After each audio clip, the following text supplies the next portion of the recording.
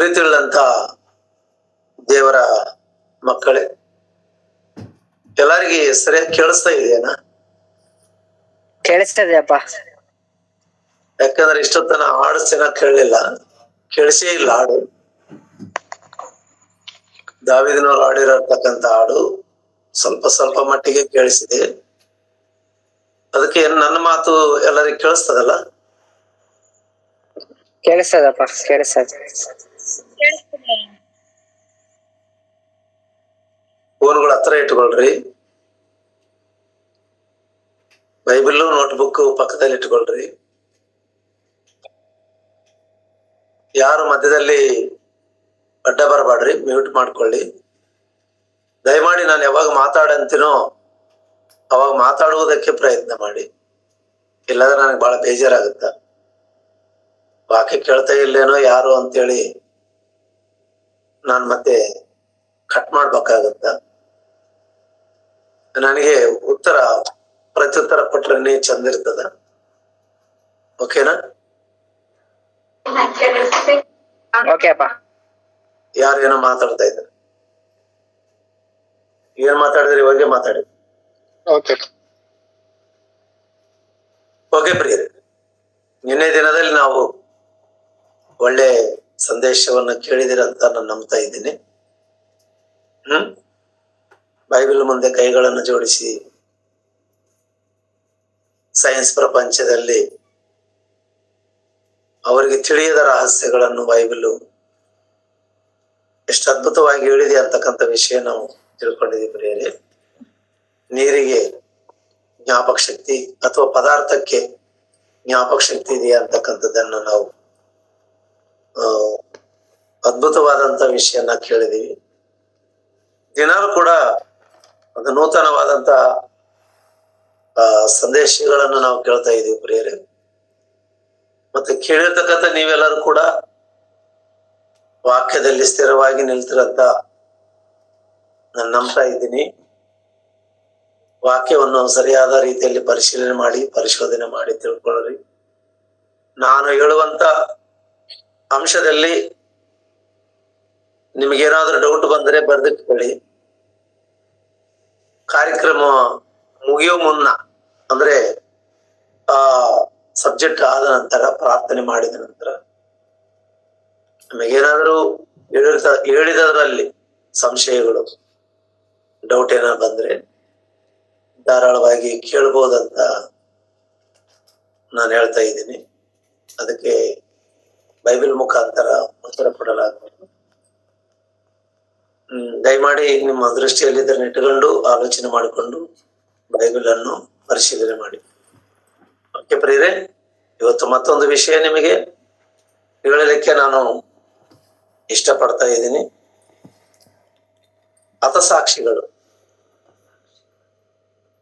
ಹತಸಾಕ್ಷಿಗಳು ಎಂಬ ವಿಷಯ. ಅನೇಕರು ಇವತ್ತು ಕ್ರೈಸ್ತ ಸಮುದಾಯದಲ್ಲಿ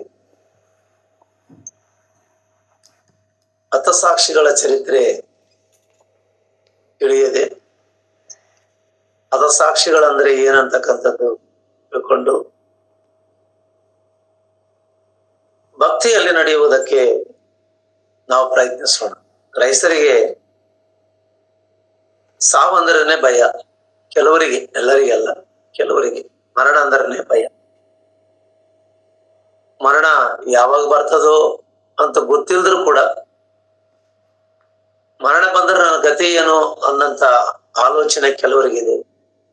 ಕೆಲವರಿಗೆ ಎಲ್ಲಾರು ಸತ್ತಂಗ ನಾನು ಸಾಯ್ತೀನಿ, ಕ್ಯಾಶುವಲ್ ಆಗಿ ಸಾವಂತೂ ಖಚಿತ ಅನ್ನಂಥದ್ದು ಮಾಡಿಕೊಂಡು ಸಾಯದ್ರೊಳಗಾಗಿ ಈ ಲೋಕದಲ್ಲಿ ಹ್ಯಾಪಿಯಾಗಿ, ಆರಾಮಾಗಿ, ಸುಖವಾಗಿ ಬಾಳೋಣ ಅಂತೇಳಿ ನಿರ್ಣಯ ತೆಗೆದುಕೊಂಡು ಲೋಕದ ಇಷ್ಟದ ಪ್ರಕಾರ ಮನುಷ್ಯರು ಬದುಕುವುದನ್ನು ನಾವು ನೋಡ್ತಾ ಇದ್ದೀವಿ. ಸಾವು, ಈ ಮರಣ ಅಂತಕ್ಕಂಥದ್ದು ಎಲ್ಲರಿಗೂ ಬರುವಂಥದ್ದು. ಭೂಮಿ ಮೇಲೆ ಹುಟ್ಟಿದ ಪ್ರತಿ ಮನುಷ್ಯ ಕೂಡ ಸಾಯಲೇಬೇಕು. ಅದು ದೇವರ ಚಿತ್ತ ಕೀರ್ತನೆಗಳ ಗ್ರಂಥ 89ನೇ ಅಧ್ಯಾಯ ಕೀರ್ತನೆಗಳ ಗ್ರಂಥ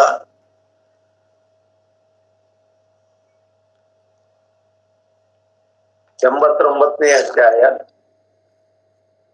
48ನೇ ವಚನವನ್ನು ಓದಿಕೊಳ್ಳಿ. ಪಾತಾಳಕ್ಕೆ ತಪ್ಪಿಸಿಕೊಂಡು 49ನೇ ಅಧ್ಯಾಯ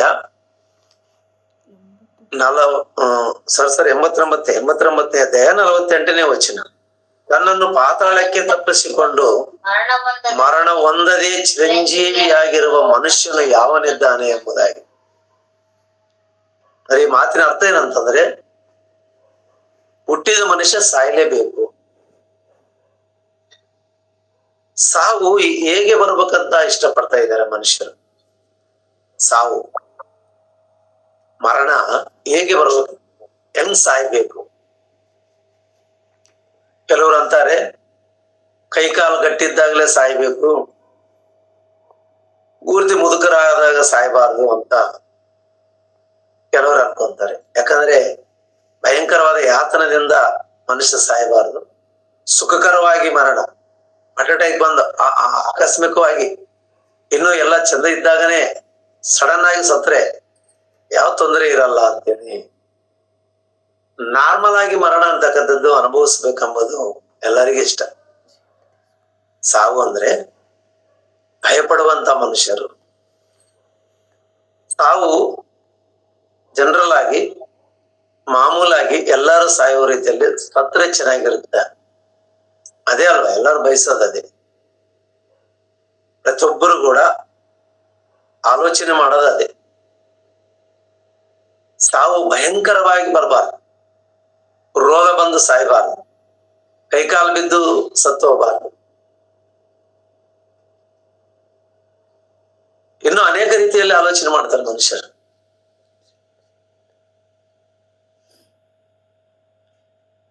ಸಾವು ಒಟ್ಟಿನಲ್ಲಿ ಸಾವು ಬರುತ್ತೆ ಅಂತಕ್ಕಂಥದ್ದು ಸಾಯುವ ವಿಧಾನ ಆರಿಸಿಕೊಳ್ಳುವಂತವ್ರನ್ನ ನೋಡ್ತಾ ಇರ್ತದೆ. ನಾನು ಹಿಂಗೇ ಸಾಯ್ಬೇಕು, ನಾನು ಈ ರೀತಿಯಾಗಿ ಸಾವಬೇಕು ಅಂತ ಸಾವಿನ ವಿಷಯ ಬಹಳಷ್ಟು ಜನ ಆಲೋಚನೆ ಮಾಡುವಂತವ್ರಾಗಿದ್ದಾರೆ. ಸಾವು ಅಂದ್ರೇನೆ ಭಯ ಕೆಲವರಿಗೆ. ಸಾಯಲೇಬಾರದನ್ನಂತ ಆಲೋಚನೆ ಕೂಡ ಬಹಳಷ್ಟು ಜನರಲ್ಲಿ. ನಾನು ಹೆಂಗೆ ಯಾವಾಗಲೂ ಚಿರಂಜೀವಿ ಆಗಿರ್ಬೇಕು, ನಾನು ಯಾವಾಗ್ಲೂ ಬದುಕಿರ್ಬೇಕು, ನನಗೆ ಮರಣ ಅಂತಕ್ಕಂಥದ್ದೇ ಬರಬಾರ್ದಂತಕ್ಕಂಥವ್ರು ಅನೇಕರಿದ್ದಾರೆ. ಪಾಪ ಅಮಾಯಕರು, ತಿಳಿಯದವರು ಮಾತಾಡ್ಕೊಳ್ತಾರೆ. ತಿಳಿದವರು ಖಚಿತ ಸಾವು ಅಂತಕ್ಕಂಥದ್ದು ಗೊತ್ತಿದೆ. ಸಾವು ಸುಖಕರವಾಗಿರ್ಬೇಕಂತೆ. ಸಾವು ಕೂಡ ಸುಖಕರವಾಗಿರ್ಬೇಕಂತೆ. ಸಮಾಧಿ ಕೂಡ ಸುಖಕರವಾಗಿ ಸಮಾಧಿ ಮಾಡ್ಬೇಕಂತೆ. ಬೆತ್ತನದ ಒಂದು ಹಾಸಿಗೆ ಮಾಡಿ ಸಮಾಧಿ ಮಾಡ್ಬೇಕೇನೋ ಇವರಿಗೆ. ಮತ್ತೆ ಒಟ್ಟಿನಲ್ಲಿ ಸಾವಿನ ವಿಷಯ ಒಳ್ಳೆಯದಾಗಿ ಈ ಲೋಕದಲ್ಲಿ ಯಾರಿಂದ ಚಿತ್ರಹಿಂಸೆ ಮಾಡಲ್ಪಟ್ಟು ಅಥವಾ ಕೊಲೆ ಮಾಡಲ್ಪಟ್ಟು ಅಥವಾ ಕಡದಾಕಲ್ಪಡುವಂತ ಮರಣ ಯಾರು ಬಯಸುವುದಿಲ್ಲ. ಹತಸಾಕ್ಷಿ ಅಂತಂದ್ರೆ ಯಾರಾದ್ರೂ ಮಾತಾಡಿ. ಹತಸಾಕ್ಷಿ ಅಂದ್ರೆ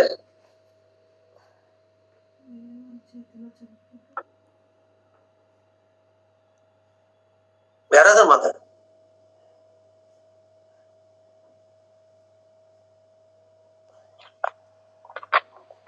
ಕೊಲೆ ಮಾಡೋದಯ್ಯ. ಹತಸಾಕ್ಷಿ ಕೊಲೆ ಮಾಡಲ್ಪಡು, ಕಡದಾಕಲ್ಪಡು. ನೆಕ್ಸ್ಟ್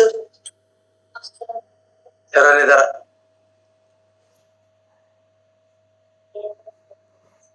ಬೈಬಲ್ ನಲ್ಲಿ ಹತಸಾಕ್ಷಿಗಳ ಚರಿತ್ರೆ ಬಹಳ ಇದೆ. ಹತಸಾಕ್ಷಿ ಯಾರಾದಾರ ಹೇಳಿ? ಹತಸಾಕ್ಷಿ ನಾನು ಕೊಲ್ಲಲ್ಪಡಬೇಕು. ಯಾರಿಗೋಸ್ಕರ ಅಂತಂದ್ರೆ ಈ ಹತಸಾಕ್ಷಿಗಳ ಲೀಸ್ಟ್ ಒಂದ್ಸಲ ನಾವು ಆಲೋಚನೆ ಮಾಡಿದಾಗ ನಾನು ಹತಸಾಕ್ಷಿ ಆಗ್ಬೇಕಂತ ಯಾರಿಗಾದ್ರೂ ಇಷ್ಟ ಆಗುತ್ತೆ ಅಂತಂದ್ರೆ ಕೆಲವ್ರಿಗೆ ಇಷ್ಟ ಆಗತ್ತ. ನಾನು ಸಾಯಬೇಕು, ಅದು ಸಾವು ಹೆಂಗಿರ್ಬೇಕಂದ್ರೆ ನಾನು ಸಾವು ದೇಶಕ್ಕೋಸ್ಕರ ನಾನು ಸತ್ತಿರ್ಬೇಕಂತೇಳಿ ದೇಶಕ್ಕೋಸ್ಕರ ಹೋರಾಟ ಮಾಡುವಂತವ್ರಾಗಿದ್ದಾರೆ. ಅದೇ ಇಲ್ಲ, ದೇಶಗಳಿಗೋಸ್ಕರ ಸಾಯ್ತಾರೆ, ಕೊಲ್ಲಲ್ಪಡ್ತಾರೆ. ಆ ಶತ್ರು ಸೈನ್ಯಗಳ ಮುಖಾಂತರ ಕೊಲ್ಲಲ್ಪಡುವಂತವ್ರನ್ನ ಅಮರ ವೀರರ ಮರಣ ಅಂತೇಳಿ ಅವರ ಮರಣ ಸ್ಮರಣೆ ಮಾಡುತ್ತಾ ಅವ್ರು ನಮ್ಮ ದೇಶಕ್ಕೋಸ್ಕರ ಎಷ್ಟೋ ತ್ಯಾಗ ಮಾಡಿದ್ರ ಅಂತೇಳಿ ಇವತ್ತು ನಾವು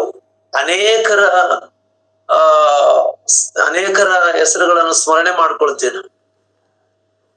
ಜವಾಹರ್ಲಾಲ್ ನೆಹರು, ಸುಭಾಷ್ ಚಂದ್ರ ಬೋಸು, ಮಹಾತ್ಮ ಗಾಂಧಿ,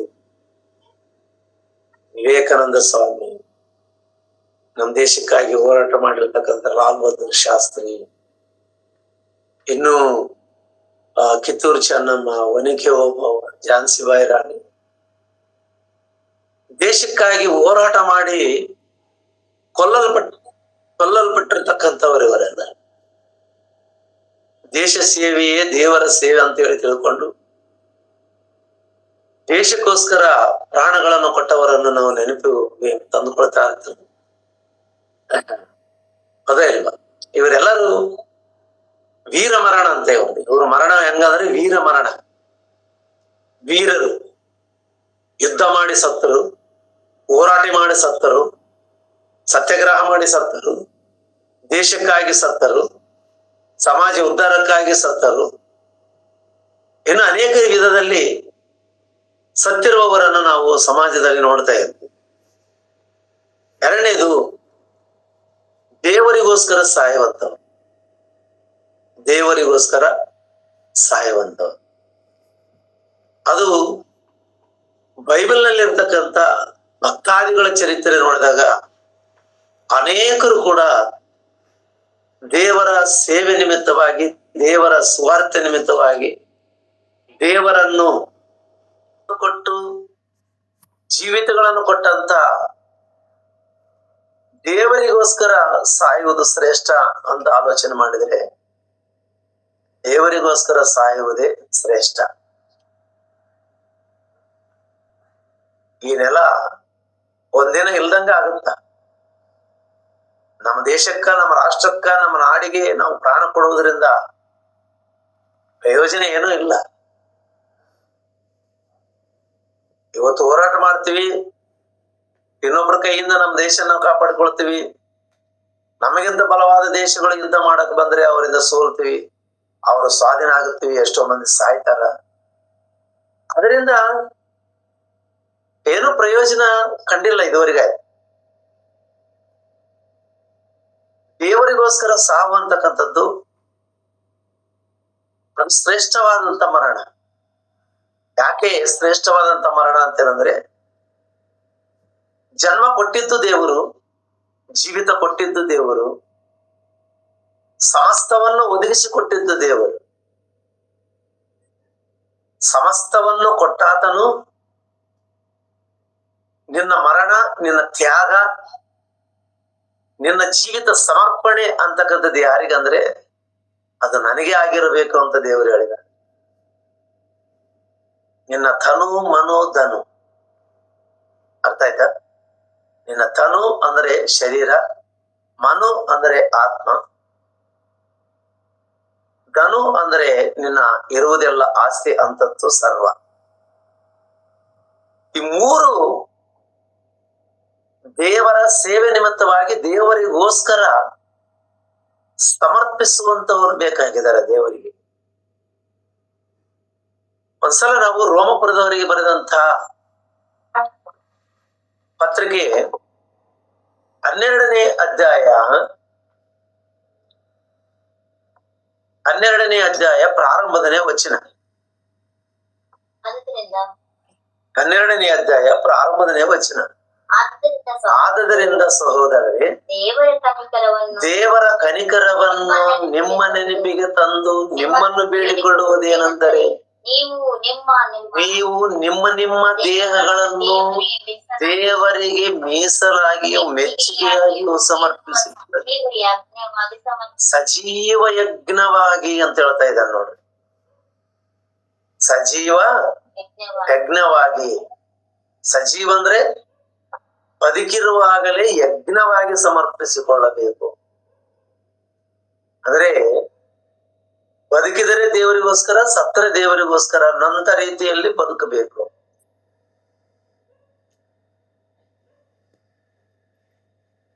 ಪ್ರತಿಯೊಂದು ಮನುಷ್ಯ ದೇಶಗಳಲ್ಲಿ ಹುಟ್ಟುತ್ತಾನ. ಅವರವರ ದೇಶಗಳಿಗೋಸ್ಕರ ನನ್ನ ಮಣ್ಣು ನಾನು ಕಾಪಾಡಿಕೊಳ್ಳಬೇಕು, ನನ್ನ ರಾಷ್ಟ್ರ ನಾನು ಕಾಪಾಡಿಕೊಳ್ಳಬೇಕನ್ನಂತ ಭ್ರಮೆಯಲ್ಲಿ ಮನುಷ್ಯ ಇವತ್ತು ಜೀವಿತಗಳನ್ನು ತ್ಯಾಗ ಮಾಡಿಕೊಳ್ಳುವಂತವನಾಗಿದೆ. ಈ ಲೋಕ ನಮಗೇನು ಕೊಟ್ಟಿಲ್ಲ, ಈ ದೇಶ ನಮಗೇನು ಕೊಟ್ಟಿಲ್ಲ. ಯಾವ ದೇಶ ಕೂಡ ಯಾರಿಗೇನು ಕೊಟ್ಟಿಲ್ಲ. ಜೀವಿತ ಕೊಟ್ಟಿಲ್ಲ, ಉಸಿರು ಕೊಟ್ಟಿಲ್ಲ, ಶರೀರ ಕೊಟ್ಟಿಲ್ಲ, ಪ್ರಾಣ ಕೊಟ್ಟಿಲ್ಲ, ಆತ್ಮ ಕೊಟ್ಟಿಲ್ಲ.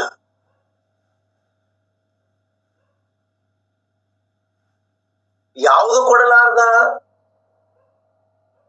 ಈ ಲೋಕಕ್ಕೋಸ್ಕರ ಪ್ರಾಣ ಕೊಡುವುದು ಶ್ರೇಷ್ಠನೋ, ಸಮಸ್ತವನ್ನು ಸಮರ್ಪಿಸಿರತಕ್ಕಂತ ದೇವರಿಗೆ ಪ್ರಾಣ ಕೊಡುವುದು ಶ್ರೇಷ್ಠನೋ ಅಂತಂದ್ರೆ ದೇವರಿಗೆ ಸಮರ್ಪಿಸುವುದು ಶ್ರೇಷ್ಠ.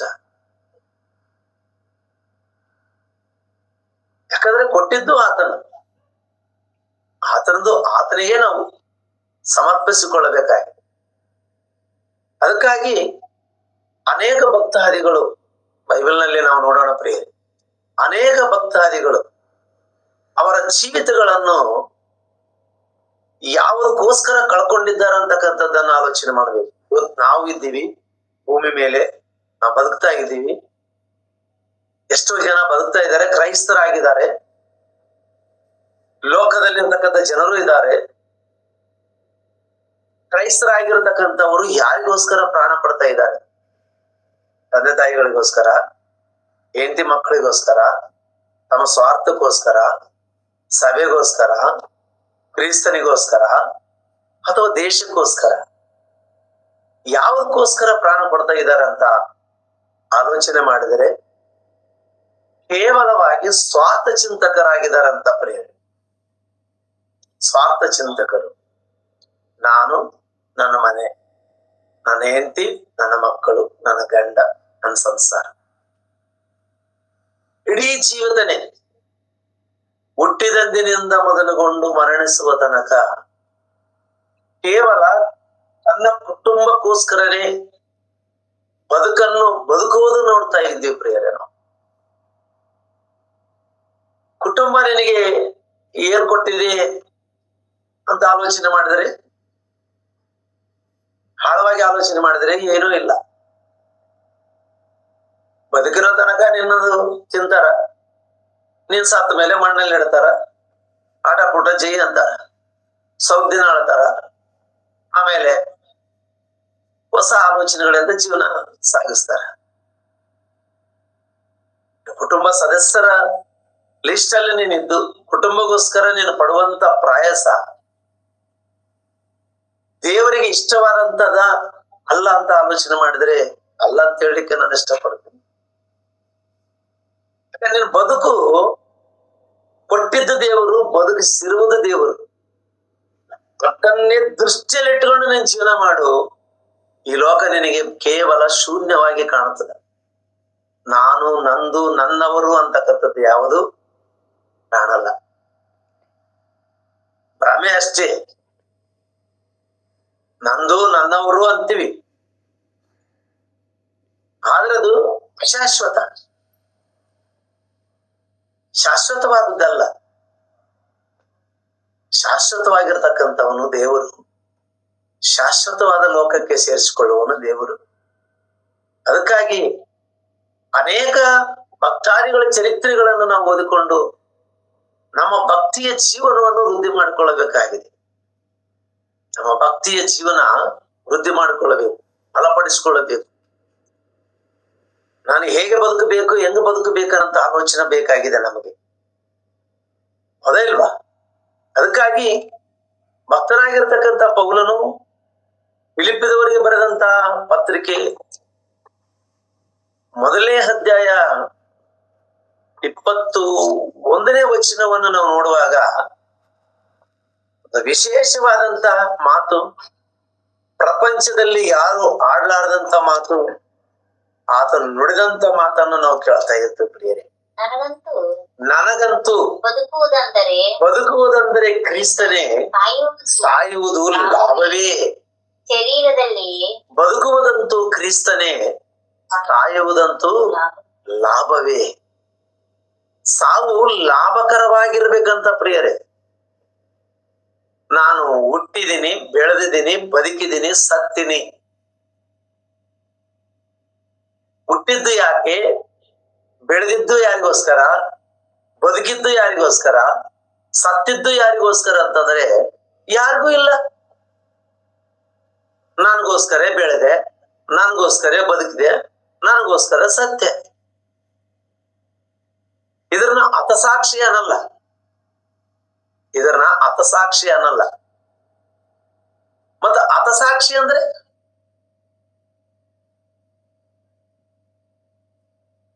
ದೇವರಿಗೋಸ್ಕರ ನೀನು ಬದುಕಬೇಕು. ದೇವರಿಗೋಸ್ಕರ ಬದುಕುವಂತ ಬದುಕಿನಲ್ಲಿ ಬರತಕ್ಕಂತ ಮರಣ ಎಂತದಂತಕ್ಕಂಥದ್ದನ್ನು ಬೈಬಲ್ ಹಿಡಿದು ನೋಡೋಣ ಪ್ರಿಯರು. ಇವಾಗ ಆ ಮರಣ ನಿನಗೆ ಬರ್ತಾ ಇದೆಯಾ ಇಲ್ವಾ, ಅಥವಾ ನಾನು ತಂದ್ಕೊಳ್ತಾ ಇದ್ದೀನಾ ಇಲ್ವಾ ಅಂತಕ್ಕಂಥದ್ದು ನಾವು ಆಲೋಚನೆ ಮಾಡ್ಕೊಳ್ಬೇಕಾಗಿ. ಒಟ್ಟಿನಲ್ಲಿ ಪೌಲ ಹೇಳ್ತಾ ಇದ್ದಾನೆ, ಮರಣ ನನಗೆ ಲಾಭ, ಮರಣ ನನಗೆ ಲಾಭ. ಮರಣ ನಮಗೆ ನಷ್ಟ ಅಲ್ಲ ಪ್ರಿಯರೇ, ಮರಣ ನಮಗೆ ನಷ್ಟ ಅಲ್ಲ. ಬಹಳ ಮಂದಿ ಮರಣ ಬಂದ್ರೆ ಭಯ ಅಂತಕ್ಕಂಥದ್ದು ಭಯ ಪಡ್ತಾರ. ಸ್ವಲ್ಪ ಆಕ್ಸಿಡೆಂಟ್ ಅಲ್ಲಿ ಮಿಸ್ ಆದ್ರೆ ಎದೆ ನೀರಾಗಿ BP ಲೋ ಆಗಿ ಅಲ್ಲೇ ಕುಂತ್ಕೊಂಡ್ಬಿಡ್ತಾನ ಮನುಷ್ಯ.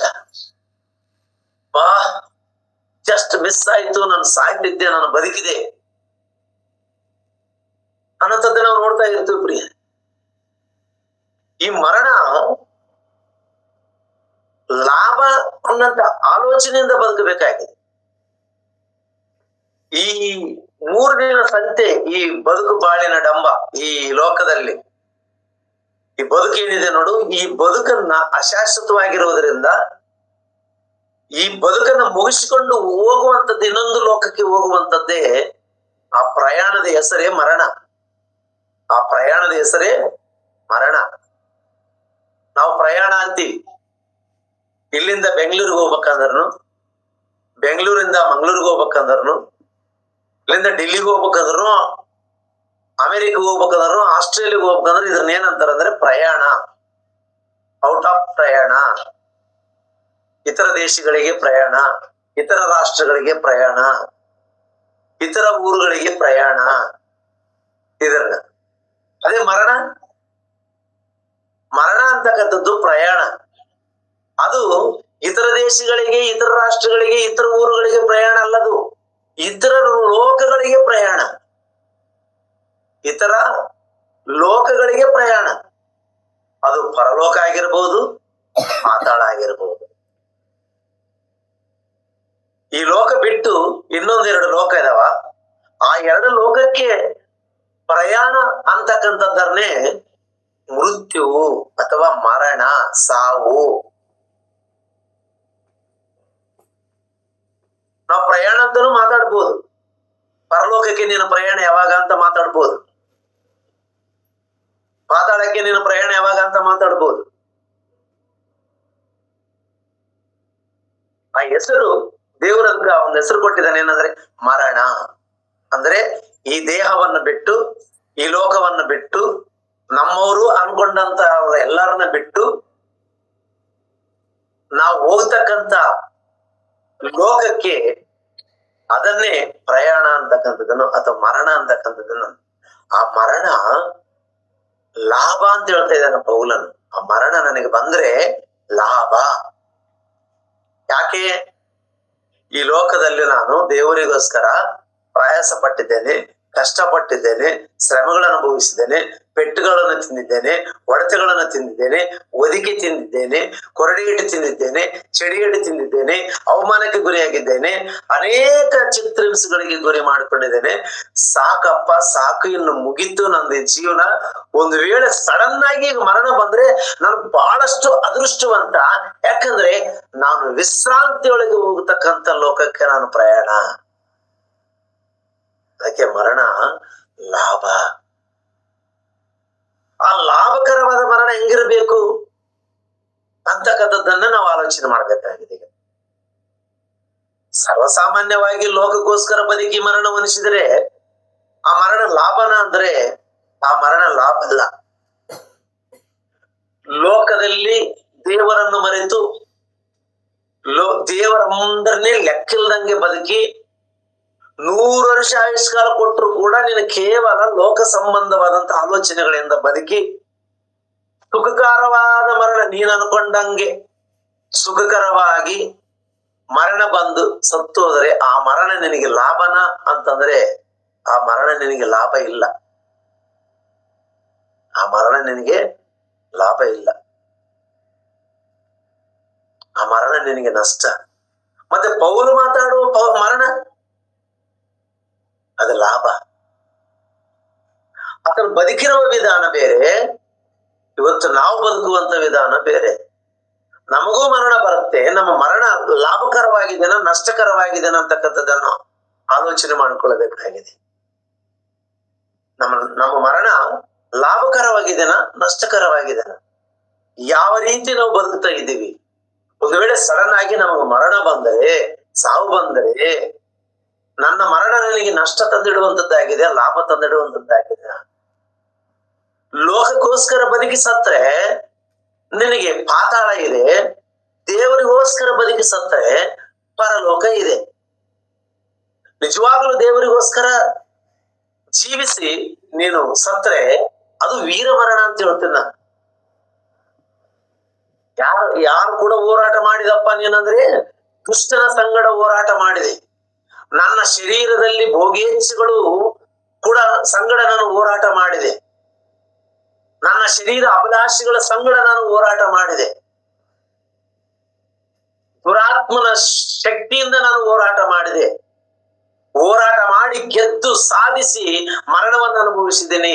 ನನಗೆ ಜೀವವೆಂಬ ಜಯಮಾಲೆ ನನಗಿದೆ ಪರಲೋಕದಲ್ಲಿ. ಅದಕ್ಕೆ ನನಗೆ ಲಾಭ, ಮರಣ ಲಾಭ ಅಂತ ಇದ್ದಾನೆ, ಮರಣ ಲಾಭ ಅಂತ ಇದ್ದಾನೆ. ಲಾಭಕರವಾದ ಮರಣವನ್ನು ಅನುಭವಿಸಬೇಕಾಗಿದೆ ಪ್ರಿಯರೇ. ಲಾಭಕರವಾದ ಮರಣ. ನಾಳೆ ದಿನದಲ್ಲಿ ನಿನ್ನ ಮರಣ ನಿನಗೆ ನಷ್ಟ ತಂದಿಟ್ರೆ ಮತ್ತೊಂದು ಸಲ ನಿನಗೆ ಜನ್ಮ ಕೊಡು ದೇವರೇ, ನಾನು ಇನ್ನೊಂದು ಸಲ ಹೋಗಿ ಲೋಕವನ್ನು ಜಯಿಸುತ್ತೇನೆ, ದುಷ್ಟನನ್ನು ಜಯಿಸುತ್ತೇನೆ, ಶರೀರವನ್ನು ಜಯಿಸುತ್ತೇನೆ, ನಾನು ಅವಾಗ ವೀರ ಮರಣವನ್ನು ಅನುಭವಿಸಿ ಬರುತ್ತೇನೆ ದೇವರೇ ಅಂತಂದ್ರೆ ಚಾನ್ಸ್ ಇಲ್ಲ. ಇದೇ ಬದುಕು ಲಾಸ್ಟ್, ಇದೇ ಜನ್ಮ ಲಾಸ್ಟ್, ಫಸ್ಟ್ ಅಂಡ್ ಲಾಸ್ಟ್ ಇದೇ ಜನ್ಮನೇ. ಹೇಳ್ತಾರ ಬುದ್ಧಿಹೀನರು ಹೇಳ್ತಾರ, ಇನ್ನೊಂದು ಜನ್ಮ ಇದೆ, ಇನ್ನೊಂದು ಜನ್ಮ ಇದೆ, ಇನ್ನೊಂದು ಜನ್ಮ ಇದೆ ಅಂತೇಳಿ ಜೀವನ ಚಕ್ರ ಮಾಡಿಬಿಟ್ಟಾರ. ಜೀವನ ಚಕ್ರ ಅಂತೆ. ಜೀವನ ಚಕ್ರ ಅಂದ್ರೆ ಹೇಳ್ತಾನ ಶ್ರೀಕೃಷ್ಣ ಪರಮಾತ್ಮ ಹೇಳ್ತಾನ ಏನಂತ, ಹುಟ್ಟಿದವನು ಸಾಯಲೇಬೇಕು, ಸತ್ತವನು ಹುಟ್ಟಲೇಬೇಕಂತೆ. ಹುಟ್ಟಿದವನೇನಾಗ್ಬೇಕು? ಸಾಯಲೇಬೇಕು, ಇದು ಸತ್ಯ. ಸತ್ತವನು ಹುಟ್ಟಲೇಬೇಕಂತೆ, ಇದು ಸುಳ್ಳು. ಒಂದು ಪಶುವಾಗಿ, ಒಂದು ಕುರಿಯಾಗಿ, ಒಂದು ಎತ್ತಾಗಿ, ಒಂದು ಹಂದಿಯಾಗಿ, ಒಂದು ಕತ್ತೆಯಾಗಿ ಹುಟ್ಟುತ್ತಾರಂತ ಪುಟಾಟಿಕೆ ಮಾತುಗಳು ಹೇಳ್ತಾರೆ. ಯಾವುದೂ ಇಲ್ಲ. ಜನ್ಮ ಒಂದೇ, ಮರಣ ಒಂದೇ ಸಲ.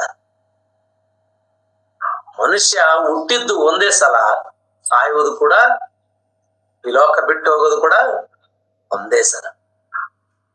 ಇದೆ ನೆನಪಿನಲ್ಲಿ ಇಟ್ಕೋಬೇಕು.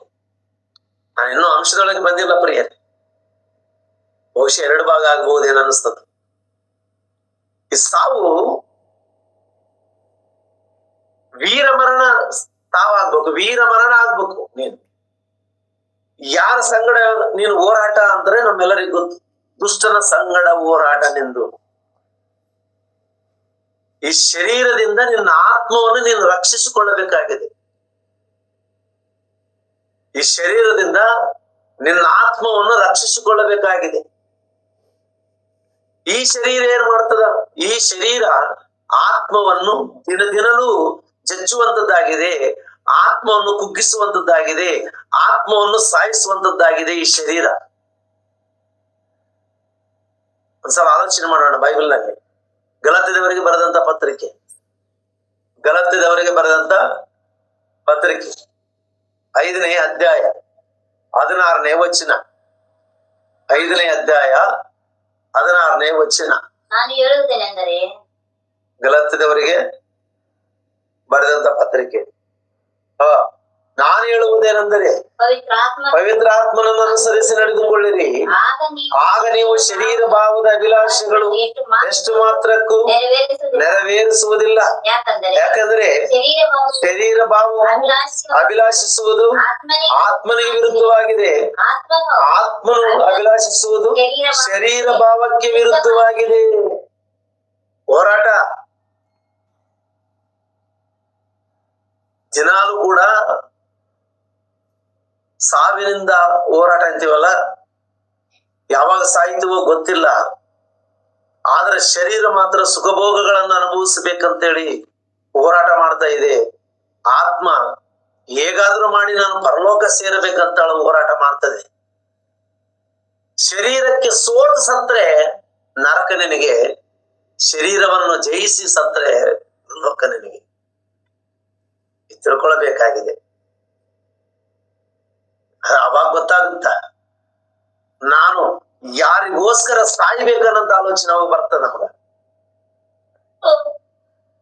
ಬದುಕು ಬಾಳಿನ ಡಂಬಗೋಸ್ಕರ ನೀನು ಬದುಕಿ ಸತ್ರೆ ಪ್ರಯೋಜನ ಇಲ್ಲ ಪ್ರಿಯರೇ. ಇವತ್ತು ನಾವು ಸೆಂಟಿಮೆಂಟ್ ಫುಲ್. ನನ್ನವರು, ನನ್ನ ಕುಟುಂಬ, ನನ್ನ ಅಣ್ಣ ತಮ್ಮಂದಿರು, ನನ್ನ ಅಕ್ಕ ತಂಗಿಯರು, ನನ್ನ ಬಂಧು ಬಳಗ, ನನ್ನ ಫ್ಯಾಮಿಲಿ, ನನ್ನವ್ರನ್ನ ಇದು ಮಾಡ್ಕೊಳ್ಬೇಕು, ನನ್ನವ್ರಿಗೋಸ್ಕರ ಬದುಕಬೇಕು. ನಾನ್ ದೇವರಿಗೋಸ್ಕರ ಬದುಕಿದ್ರೆ ನನ್ನವ್ರು ಏನಂತಾರೇನು, ನಾನ್ ದೇವರಿಗೋಸ್ಕರ ನಾನು ಕಷ್ಟಪಟ್ರೆ ನನ್ನ ಫ್ಯಾಮಿಲಿ ಏನ್ ಅನ್ಕೊಂತದೇನು, ನನ್ನ ಅಣ್ಣ ತಮ್ಮಂದ್ರೆ ಏನ್ ಅನ್ಕೊಂತಾರೇನೋ, ನನ್ನ ಅಕ್ಕ ತಂಗಿಯರು ಏನ್ ಅನ್ಕೊಂತಾರೇನೋ. ವಿಚಿತ್ರ ವಿಚಿತ್ರ ಆಲೋಚನೆಗಳಿಂದ ದೇವರ ಸೇವೆಗೆ ದೂರ ಆಗುವಂತ ಕ್ರೈಸ್ತರನ್ನ ನಾನು ನೋಡ್ತಾ ಇದ್ದೀನಿ ಪ್ರಿಯ. ಯಾಕೆ ಬ್ರದರ್ ಬಂದಿಲ್ಲ ಅಂದ್ರೆ, ಏನ್ ಮಾಡ ಬ್ರದರ್ ಇವತ್ತೇ ನಾನು ಸೇವೆ ಬರ್ಬೇಕಂತ ಮಾಡಿದೆ, ನಮ್ ಫ್ಯಾಮಿಲಿ ಬಂದ್ಬಿಡ್ತು, ನಮ್ ರಿಲೇಷನ್ ಬಂದ್ಬಿಟ್ರು ಮನೆಗೆ. ಶರೀರ ನೋಡು, ಯಾರ ನಾಟ ಇಟ್ಟು ಸುವಾರ್ತೆಗೆ ಹೋಗ್ಲಾರ್ದಂಗ ಆಯ್ತು. ಶರೀರದ ಅಭಿಲಾಷೆಗಳು ವಿಚಿತ್ರವಾಗಿರುತ್ತವ. ಏನು ಅಂತಂದ್ರೆ, ನಿನ್ನ ಆತ್ಮ, ನೀನಂತಕ್ಕಂಥ ಆತ್ಮನ ಪರಲೋಕಕ್ಕೆ ಹೋಗಿಸ್ಕೊಡುವುದಿಲ್ಲ. ದೇವರಿಗೋಸ್ಕರನೇ ಬದುಕಿ ಸಾಯ್ಬೇಕನ್ನಂತ ನಿರ್ಧಾರ ನಿನ್ನಲ್ಲಿದ್ದಾಗ ಕೂಡ ಈ ಶರೀರ ನಿನ್ನನ್ನು ಸೆಳೆದು ಹಿಂದಕ್ಕೆ ಎಳೆದು ನನಗೋಸ್ಕರನೇ ಬದುಕಬೇಕನ್ನಂತ ಆಶಪಾಶಗಳನ್ನು ತೋರಿಸುವಂತದ್ದಾಗಿದೆ. ಇವತ್ತು ಅನೇಕ ಜನರು ಶರೀರ ಸಂಬಂಧವಾದ ಇಚ್ಛೆಗಳನ್ನು ಪೂರೈಸಿಕೊಳ್ಳುವುದಕ್ಕೋಸ್ಕರ ಕ್ರೈಸ್ತರಾಗಿರ್ತಕ್ಕಂಥವರು ಕೂಡ ದೇವರನ್ನು ಪಕ್ಕಕ್ಕಿಟ್ಟು ಬದುಕ್ತಾ ಇದ್ದಾರಂದ್ರೆ ಅರ್ಥ ಏನು? ಶರೀರ ಅಭಿಲಾಷೆಗಳನ್ನು ನೆರವೇರಿಸಿಕೊಳ್ಳುವುದಕ್ಕೋಸ್ಕರ. ಪೌಲ ಹೇಳ್ತಾನೆ, ಭಯಂಕರವಾದ ಶರೀರ ಇದು, ಈ ಶರೀರ ಅಭಿಲಾಷೆಗಳ ಸಂಗಡ ನೀನು ಹೋರಾಟ ಮಾಡ್ಬೇಕಾಗಿದೆ ಅಂತೇಳಿ. ಕೊನೆಗೆ ಹೋರಾಟ ಮಾಡಕ್ ಆಗ್ಲಾರ್ದ ಸ್ಥಿತಿಗೆ ನೀನು ಬಂದಾಗ ನಿನ್ನಲ್ಲಿ ಅಂತಕ್ಕಂಥ ನೀನು ಅಂತಕ್ಕಂಥ ನಿನ್ನ ಶರೀರದಲ್ಲಿ ಆತ್ಮ ಒಂದು ಕೂಗು ಕೂಗುತ್ತಾ ಇದೆ ಪ್ರಿಯರಿ. ಎಂತ ಕೂಗು ಕೂಗುತ್ತಾ ಇದೆ ನೋಡಿ. ರೋಮಪುರದವರಿಗೆ ಬರೆದಂತಹ ಪತ್ರಿಕೆ 7ನೇ ಅಧ್ಯಾಯ 24ನೇ ವಚನವನ್ನು ಓದೋಣ ಪ್ರಿಯರೇ. 7ನೇ ಅಧ್ಯಾಯ 24ನೇ ವಚನ. ಅಯ್ಯೋ, ನಾನು ಎಂತ ದುರವಸ್ಥೆಯಲ್ಲಿ ಬಿದ್ದ ಮನುಷ್ಯನು, ನಾನು ಎಂತ ದುರವಸ್ಥೆಯಲ್ಲಿ ಬಿದ್ದ ಮನುಷ್ಯನು, ಇಂಥ ಮರಣಕ್ಕೆ ಒಳಗಾದ ಈ ದೇಹದಿಂದ ನನ್ನನ್ನು ಬಿಡಿಸುವವರು ಯಾರು? ಯಾವುದರಿಂದ ಬಿಡಿಸಬೇಕಂತ ನಿನ್ನ? ಆತ್ಮ ಕೂಗಾಟ, ಆತ್ಮದ ಆವೇದನೆ, ಆತ್ಮದ ಕೂಗು ನಿನಗೆ ಗೊತ್ತಾ? ಶರೀರಗೋಸ್ಕರ ಬದುಕುವಂತ ನಿನಗೆ ಆತ್ಮದ ಕೂಗು ನಿನಗೇನು ಕೇಳಿಸ್ತೇಳು? ಏನ್ ತಿನ್ನಬೇಕು, ಏನ್ ಕುಡಿಬೇಕು, ಏನ್ ಹೊತ್ಕೊಳ್ಬೇಕು, ಏನ್ ಮಜಾ ಮಾಡ್ಬೇಕು, ಏನು ಹೊಸ ಹೊಸ ಬಟ್ಟೆಗಳು ಹಾಕೊಂಡು ಶರೀರ ಸೋಕನ್ನು ನೋಡ್ಬೇಕಂತ ಹೇಳಿ ಶರೀರ ಸುಖಭೋಗಗಳಿಗೋಸ್ಕರ ನಿನ್ನ ಆತ್ಮನ ಕುಗ್ಗಿಸಿಕೊಂಡಂತ ನಿನಗೆ ಆತ್ಮದ ಕೂಗು ನಿನಗೆ ಕೇಳಿಸಿದೆಯಾ? ನಿನ್ನ ಆತ್ಮ ಕೂಗ್ತಾ ಇದೆ ಅಂತಕ್ಕಂಥದ್ದು ನಿನಗೆ ಆಲೋಚನೆ ಇದೆಯಾ? ದೇವರಿಗೋಸ್ಕರ ಬದುಕಿ ಸಾಯುವಂತ ನಾನು ಶರೀರಗೋಸ್ಕರ ಬದುಕ್ತಾ ಇದ್ದೀನಲ್ಲ, ಶರೀರ ನನ್ನನ್ನು ಸೆಂಟ್ರ್ ಜೈಲಲ್ಲಿ ಹಾಕಿ ಸಿಕ್ಕಾಕೊಂಡಿದೆ, ಇದರಿಂದ ನನ್ನನ್ನು ಬಿಡಿಸುವವರು ಯಾರಂತ ನಿನ್ನ ಆತ್ಮ ಕೂಗ್ತಾ ಇದೆ, ನಿನ್ನ ಆತ್ಮ ಕೂಗ್ತಾ ಇದೆ. ಆಲೋಚನೆ ಮಾಡ್ರಿ ಪ್ರಿಯ, ನಿನ್ನ ಆತ್ಮ ಕೂಗ್ತಾ ಇದೆ, ಅಯ್ಯೋ ನಾನು ಎಂತ ದುರವಸ್ಥೆಯಲ್ಲಿ ಬಿದ್ದ ಮನುಷ್ಯನು, ಇಂಥ ಮರಣಕ್ಕೆ ಒಳಗಾದ, ಇಂಥ ಮರಣಕ್ಕೆ ಒಳಗಾದ ಈ ದೇಹದಿಂದ ನನ್ನನ್ನು ಬಿಡಿಸು. ಈ ದೇಹ ಯಾವುದು? ಈ ದೇಹದ ಒಳಗಡೆ ಇರುವುದು ಯಾವುದು? ಈ ದೇಹದಿಂದ ಇದು ಕೆಟ್ಟದು, ಇದು ಕೇವಲ ಲೋಕಕ್ಕೋಸ್ಕರ ಹೋರಾಟ ಮಾಡೋಣಂತದ, ರ್ಯಾಲಿ ಮಾಡೋಣಂತದ. ಊಟ ಸಿಗಲಿಲ್ಲ ಅಂದ್ರೆ, ಬರಗಾಲ ಬಂತಂದ್ರೆ ಸಾಕು, ತಹಸೀಲ್ ಆಫೀಸ್ ಮುಂದೆ, ಬಿಡಿ ಆಫೀಸ್ ಮುಂದೆ ರ್ಯಾಲಿ ಕುಂದಿರ್ತಾರ ಜನ. ನಮಗೆ ಬರಗಾಲ ಬಂದಿದೆ, ಗೌರ್ಮೆಂಟ್ ನಮ್ಮನ್ನ ಹಿಡಿದಿಲ್ಲ, ಊಟ ಇಲ್ಲ ನಮ್ಗೆ ಸರಿಯಾದ ರೀತಿಯಲ್ಲಿ, ನೀರು ಸಿಗಲಿಲ್ಲ ಅಂದ್ರೆ ರ್ಯಾಲಿ ಮಾಡ್ತದ ಇದು. ನೀರು ಸಿಗಲಿಲ್ಲ ಅಂದ್ರೆ ರ್ಯಾಲಿ ಮಾಡ್ತದ, ಊಟ ಸಿಗಲಿಲ್ಲ ಅಂದ್ರೆ ರ್ಯಾಲಿ ಮಾಡ್ತದ, ಬೆಳೆ ಬರ್ಲಿಲ್ಲ ಅಂದ್ರೆ ರ್ಯಾಲಿ ಮಾಡ್ತದ ಇದು. ಗೌರ್ಮೆಂಟ್ ಮುಂದೆ ಕುಂತ್ಕೊಂಡು ನನಗೆ ಬೇಕೇ ಬೇಕು, ಆಹಾರ ಬೇಕು, ದಿನ ನಿನ್ನಲ್ಲಿ ನಿನಗೆ ರ್ಯಾಲಿ ಮಾಡ್ತಾ ಇದೆ ಇದು.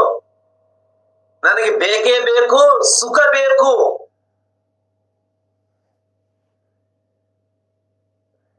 ಇದೆಲ್ಲ ತಿಳ್ಕೊಂಡಿರ್ತಕ್ಕಂಥ ಆತ್ಮ, ದೇವರ ವಾಕ್ಯವನ್ನು ಅರ್ಥ ಮಾಡಿಕೊಂಡಿರ್ತಕ್ಕಂಥ ಆತ್ಮ ಇದರ ಸಂಗಡ ಹೋರಾಟ. ಎಂತಹ ಶರೀರ ಇದೆಯಲ್ಲ ನಂದು, ಇದು ಎಂತ ದುರವಸ್ಥೆಯಲ್ಲಿ ಬಿದ್ದಿದೆಯಲ್ಲ, ಇದು ಎಂತ ನೀಚವಾದ ಆಲೋಚನೆ ಮಾಡ್ತಾ ಇದೆಯಲ್ಲ ಈ ಶರೀರ ನಂದು. ಇಂಥ ಶರೀರದಲ್ಲಿದ್ದಂತ ನನ್ನನ್ನು ಕಾಪಾಡುವಂತವ್ರು ಯಾರಿದ್ದಾರೆ? ಮರಣಕ್ಕೆ ಒಳಗಾಗಿರತಕ್ಕಂತ ಶರೀರ. ಯಾವ ಮರಣಕ್ಕೆ? ಲೋಕದ ಮರಣಕ್ಕಾಗಿ, ಲೋಕದ ಚಿಂತನೆಗಾಗಿ, ಲೋಕಕ್ಕೋಸ್ಕರ ಒಳಗಾಗಿದೆ ಈ ಶರೀರ. ಈ ಶರೀರದಿಂದ ನನ್ನ ಬಿಡಿಸಬೇಕಾಗಿದೆ, ಈ ಶರೀರದಿಂದ ನನ್ನ ಬಿಡಿಸಬೇಕಾಗಿದೆ ಅಂತ ಹೋರಾಟ ನಡೆದಿದೆ ಪ್ರತಿದಿನ. ಅದಕ್ಕೆ ಗಲಾತ್ಯದಲ್ಲಿ ನಾವು ನೋಡಿದೀವಿ, ಶರೀರದ ಅಭಿಲಾಷೆಗಳು ಆತ್ಮ ಅಭಿಲಾಷೆಗಳಿಗೆ ವಿರುದ್ಧವಾಗಿದೆ, ಆತ್ಮದ ಅಭಿಲಾಷೆಗಳು ಶರೀರ ಭಾವಕ್ಕೆ ವಿರುದ್ಧವಾಗಿದೆ. ಟೋಟಲ್ ಅಲ್ಲಿ ಇಬ್ಬರಿಗೆ ದಿನನಿತ್ಯವೂ ಜಗಳ. ಲೋಕಕ್ಕೋಸ್ಕರ ಆಲೋಚನೆ, ಏನ್ ಮಾಡ್ಬೇಕು ಇವತ್ತು, ಏನ್ ಕೆಲಸ ಮಾಡ್ಬೇಕು, ಹೆಂಗ ಬದುಕಬೇಕು, ಏನ್ ತಿನ್ಬೇಕು, ಇವತ್ತು ಎಲ್ಲಿಗೆ ಹೋಗ್ಬೇಕು, ಹೆಂಗ್ ಎಂಜಾಯ್ ಮಾಡ್ಬೇಕು ಅಂತ ಶರೀರ ಆಲೋಚನೆ ಮಾಡ್ತದ. ಆತ್ಮ, ನಾನು ಇವನಿಗೋಸ್ಕರ ಬದುಕಿದ್ರೆ ನಾ ಪರಲೋಕಕ್ಕೆ ಹೋಗಲ್ಲ, ನಾ ನರಕಕ್ಕೆ ಹೋಗ್ತೀನಲ್ಲ, ನಾನು ಪರಲೋಕ ತಪ್ಪಿಸ್ಕೊಳತ್ನಲ್ಲ, ಬೆಂಕಿಯಲ್ಲಿ ಬೀಳುತ್ತನಲ್ಲ, ನನ್ನ ಪರಿಸ್ಥಿತಿ ಏನು, ಇದನ್ನ ಹೆಂಗ್ ಗೆದಿಬೇಕು, ನಾನು ಯಾವ ರೀತಿ ಸಾಧಿಸ್ಬೇಕು ಇದನ್ನ ಅಂತ ಆತ್ಮದ ಆಲೋಚನೆ. ವೀರವರ್ಣ ಎಲ್ಲಿದೆ ನಿನಗೆ? ಎಲ್ಲರೂ ಶರೀರದ ಅಭಿಲಾಷೆಗಳಿಗೆ ಒಳಗಾಗಿ ಶರೀರದ ಇಚ್ಛೆಗಳನ್ನು ನೆರವೇರಿಸುವಂತವರಾಗಿದ್ದಾರೆ. ಶರೀರದ ಇಚ್ಛೆಗಳನ್ನು ನೆರವೇರಿಸುವಂತವರಾಗಿದ್ದಾರೆ. ದೇವರನ್ನು ತಿಳ್ಕೊಂಡವರು, ತಿಳ್ಕೊಳ್ಳದೇ ಇರುವಂತವರು ಕೂಡ ಕೇವಲ ಶರೀರಗೋಸ್ಕರ ಬದುಕುವಂತವರು ಕಾಣ್ತಾ ಇದ್ದಾರೆ ಪ್ರಿಯರೆಲ್ಲರೂ ಕೂಡ. ಇವರ ಮರಣ, ಇವರ ಪ್ರಯಾಣ ನರಕಕ್ಕೆ ದಾರಿ ಹಿಡಿದಿದೆ ಅಂತಕ್ಕಂಥದ್ದನ್ನು ಮರೆಯಬಾರದು. ಎಲ್ಲಿಗೆ ಪ್ರಯಾಣ? ಪಾತಾಳಕ್ಕೆ ದಾರಿ. ಪಾತಾಳಕ್ಕೆ ನಿನ್ನ ದಾರಿ ಹಿಡಿದಿದೆ. ಪಾತಾಳಕ್ಕೆ ಹೋಗುವಂತ ಆಲೋಚನೆ ನಿನಗಿರಬಾರದು ಪ್ರಿಯ. ಜಯಿಸಬೇಕು, ಸಾಧಿಸಬೇಕು, ಶರೀರವನ್ನು ಜಜ್ಜಿಕೊಳ್ಳಬೇಕು, ಶರೀರನ್ನ ನುಚ್ಚುನೂರು ಮಾಡಿಕೊಳ್ಳಬೇಕು. ಅಂದ್ರೆ ಅದರ ಪಾಶಗಳಿಗೆ ಒಳಗಾಗದಂತೆ ಅದರ ಸಂಗಡ ಹೋರಾಟ ಮಾಡಿ ಅದನ್ನು ನಿನ್ನ ಕಾಲ ತೆಳಗ ಹಾಕಿ ತುಳಿದು ನಿಂತು ನಿನ್ನ ಶರೀರನ್ನ ಸ್ವಾಧೀನಪಡಿಸಿಕೊಂಡು ನಿನ್ನ ದೇಹವನ್ನು ದೇವರಿಗೆ ಮೀಸಲಾಗಿಯೂ ಮೆಚ್ಚುಗೆಯಾಗಿಯೂ ಸಜೀವ ಯಜ್ಞವಾಗಿಯೂ ಸಮರ್ಪಿಸಿಕೊಳ್ಳಬೇಕು. ಹೇಗೆ ದೇವರಿಗೆ ಸಮರ್ಪಿಸಬೇಕಂತ? ನಿಮ್ಮ ದೇಹನ ಸಮರ್ಪಿಸಿಕೊಳ್ಳಬೇಕಂತ ರೋಮಾಪುರದವರ ಪತ್ರಿಕೆಯಲ್ಲಿ ಅದು 12ನೇ ಅಧ್ಯಾಯದಲ್ಲಿ ನಾವು ಓದಿರತಕ್ಕಂತ ವಚನವನ್ನು ನಾವು ನೋಡುವಾಗ ಪ್ರಿಯರೇ, ಎಷ್ಟು ಅದ್ಭುತವಾಗಿ ನಮಗೆ ಈ ಸಾರಾಂಶ ಬಂತು ನೋಡ್ರಿ ಪ್ರಿಯರೇ. ಸಾರಾಂಶ ಇಷ್ಟರವರೆಗೆ ಸಾರಾಂಶ ಎಲ್ಲಿಗೆ ತಂದಿಡಿತು? ಶರೀರನ ಜಜ್ಜಬೇಕು, ಶರೀರನ ಸ್ವಾಧೀನಪಡಿಸಿಕೊಳ್ಬೇಕು, ಶರೀರನ್ನ ದೇವರಿಗೋಸ್ಕರ ಉಪಯೋಗ ಮಾಡಬೇಕು. ಅವಾಗ ಇದನ್ನ ಸಜೀವ ಯಜ್ಞವಾಗಿ ದೇವರಿಗೆ ಸಮರ್ಪಿಸಿಕೊಳ್ಳಬೇಕು. ದೇವರಿಗೆ ಸಮರ್ಪಿಸಿಕೊಳ್ಳಬೇಕು. ಇದು ನಿಜವಾದಂತ ಜೀವಿತ ಅಂತಂದ್ರೆ. ಇವತ್ತು ಶರೀರಕ್ಕೆ ಒಳಗಾಗಿ ಸುಖಭೋಗಗಳಿಗೆ ಆಸೆ ಪಟ್ಟು ವಾರಕ್ಕೊಂದು ಸಲ ದೇವರನ್ನ ಆರಾಧನೆ ಮಾಡುತ್ತಾ ಮಿಕ್ಕಿದ ದಿನಗಳೆಲ್ಲ ನಿನಗೋಸ್ಕರ ಬದುಕುತ್ತಾ, ಅದು ಭಾನುವಾರದಲ್ಲಿ 1-2 ತಾಸು ಮಾತ್ರ ಚರ್ಚಿಗೆ ಹೋಗಿ ಬಂದಷ್ಟು ಮಾತ್ರಕ್ಕೆ ನೀನು ನಿನ್ನ ದೇಹ ಪರಲೋಕಕ್ಕೆ ಹೋಗುತ್ತಾ? ನನ್ನ ಪ್ರಶ್ನೆ. ಮಾತಾಡ, ಯಾರಾದ್ರೂ ಮಾತಾಡಿ. ಇಲ್ಲಪ್ಪ. ಯಾರು ಇಲ್ಲ ಬ್ರದರ್, ಇಲ್ಲ ಯಾರು ಆಗಲ್ಲ. ನನ್ನ ಪ್ರಯಾಣ ನರಕಕ್ಕ ಅಂತಂದ್ರೆ ನೀವು ಸಿಚುವೇಶನ್, ಈಗಿದ್ದ ಸಿಚುವೇಶನ್ ಒಂದ್ಸಲ ಆಲೋಚನೆ ಮಾಡ್ಕೊಂಡ್ರೆ, ಈಗಿದ್ದ ನಿನ್ನ ಸ್ಥಿತಿಗತಿ, ನಿನ್ನ ಆಲೋಚನೆಗಳು, ನಿನ್ನ ನಡೆ ನುಡಿ, ನಿನ್ನ ಪ್ರವರ್ತನೆ ನೋಡ್ಕೊಂಡ್ರೆ ನಿನ್ನ ಮರಣ ವೀರ ಮರಣನ ಅಂದ್ರೆ ಅಲ್ಲ. ಸೋತು, ಶರೀರಕ್ಕೆ ಸೋತು, ಶರೀರನ್ನ ಜಯಿಸಲಾರದೆ, ಶರೀರಕ್ಕೆ ಒಳಗಾಗಿ, ಶರೀರ ಏನ್ ಹೇಳ್ತದ ಅದನ್ನು ಬಯಸ್ತಾ, ಶರೀರಕ್ಕೆ ಹೊಸ ಬಟ್ಟೆ ಬೇಕಂದ್ರೆ ಹೊಸ, ಉಂಗುರ ಬೇಕಂದ್ರೆ ಉಂಗುರ, ಚೈನ್ ಬೇಕಂದ್ರೆ ಚೈನ್, ಕಾರ್ ಬೇಕಂದ್ರೆ ಕಾರು, ಬಂಗ್ಲೆ ಬೇಕಂದ್ರೆ ಬಂಗ್ಲೆ ಖರೀದಿ ಮಾಡ್ಕೊಂತ ಕುಂತಿದ್ದಿ ನೋಡು. ಅದಕ್ಕೋಸ್ಕರ ಖರೀದಿ ಮಾಡ್ತಾ ಇದ್ದಿ ನೋಡು. ನಿನ್ನ ಶರೀರಕ್ಕೋಸ್ಕರ ಖರೀದಿ ಮಾಡ್ತಾ ಇದ್ದಿ ನೋಡಿ. ಇವತ್ತು ನೀನು ಸೋತವನ ಗೆದ್ದವನ? ಸೋತವನು. ದಯಮಾಡಿ ನೋಟ್ ಮಾಡಿ. ಸೋತವನು ನೀನು. ಅಂದ್ರೆ ಶರೀರದ ಮೇಲೆ ಜಯ ಅಂತಕ್ಕಂಥದ್ದು ನಿನಗೆ ಇಲ್ಲ. ಇವತ್ತೆಷ್ಟೋ ಜನರು ಶರೀರದ ಮೇಲೆ ಜಯ ಇಲ್ಲದ ಹಾಗೆಯೇ ಮರಣವನ್ನು ಅನುಭವಿಸ್ತಾ ಹೋಗ್ತಾರೆ. ಅವ್ರಿಗೆ ಮತ್ತೆ ಶವಪೆಟ್ಟಿಗೆ ಮಾಡಿಕೊಂಡು ಚರ್ಚಿನಲ್ಲಿಟ್ಟು ಹೆಣನ್ನ ಪ್ರಾರ್ಥನೆ ಮಾಡಿ, ದೇವರೇ ಇವನ ಆತ್ಮನ ಪರಲೋಕಕ್ಕೆ ಸೇರಿಸಿಕೊಳ್ಳಪ್ಪ ಅಂತ ಬುದ್ಧಿಹೀನರು ಪ್ರಾರ್ಥನೆ ಮಾಡ್ತಿರ್ತಾರ ಪಾಸ್ಟರ್ಗಳು. ಇವನ ಆತ್ಮ ಪರಲೋಕಕ್ಕೆ ಸೇರಿಸಿಕೊಳ್ಳ ಅಂದ್ರೆ ಇವ್ರು ಪ್ರಾರ್ಥನೆ ಮಾಡೋವರಿಗೆ ಇವನು ಆತ್ಮ ಪರಲೋಕ ಹೋಗಿರೋದ್ರಲ್ಲೇನು? ನೀನು ಪ್ರಾರ್ಥನೆ ಮಾಡಿದ್ರೆ ಪರಲೋಕ ಆಗಲ್ಲ. ಹೆಣ ತಂದು ಶವಪೆಟ್ಟಿಗೆ ತಂದು ಚರ್ಚ್ ಮುಂದಿಟ್ಟು, ನೀನು ಬೈಬಲ್ ಮುಂದಿಟ್ಟು ಪ್ರಾರ್ಥನೆ ಮಾಡಿದ್ರೆ ಆತ್ಮ ಪರಲೋಕ ಹೋಗಲ್ಲ ಬ್ರದರ್. ಸೇವಕರೇ,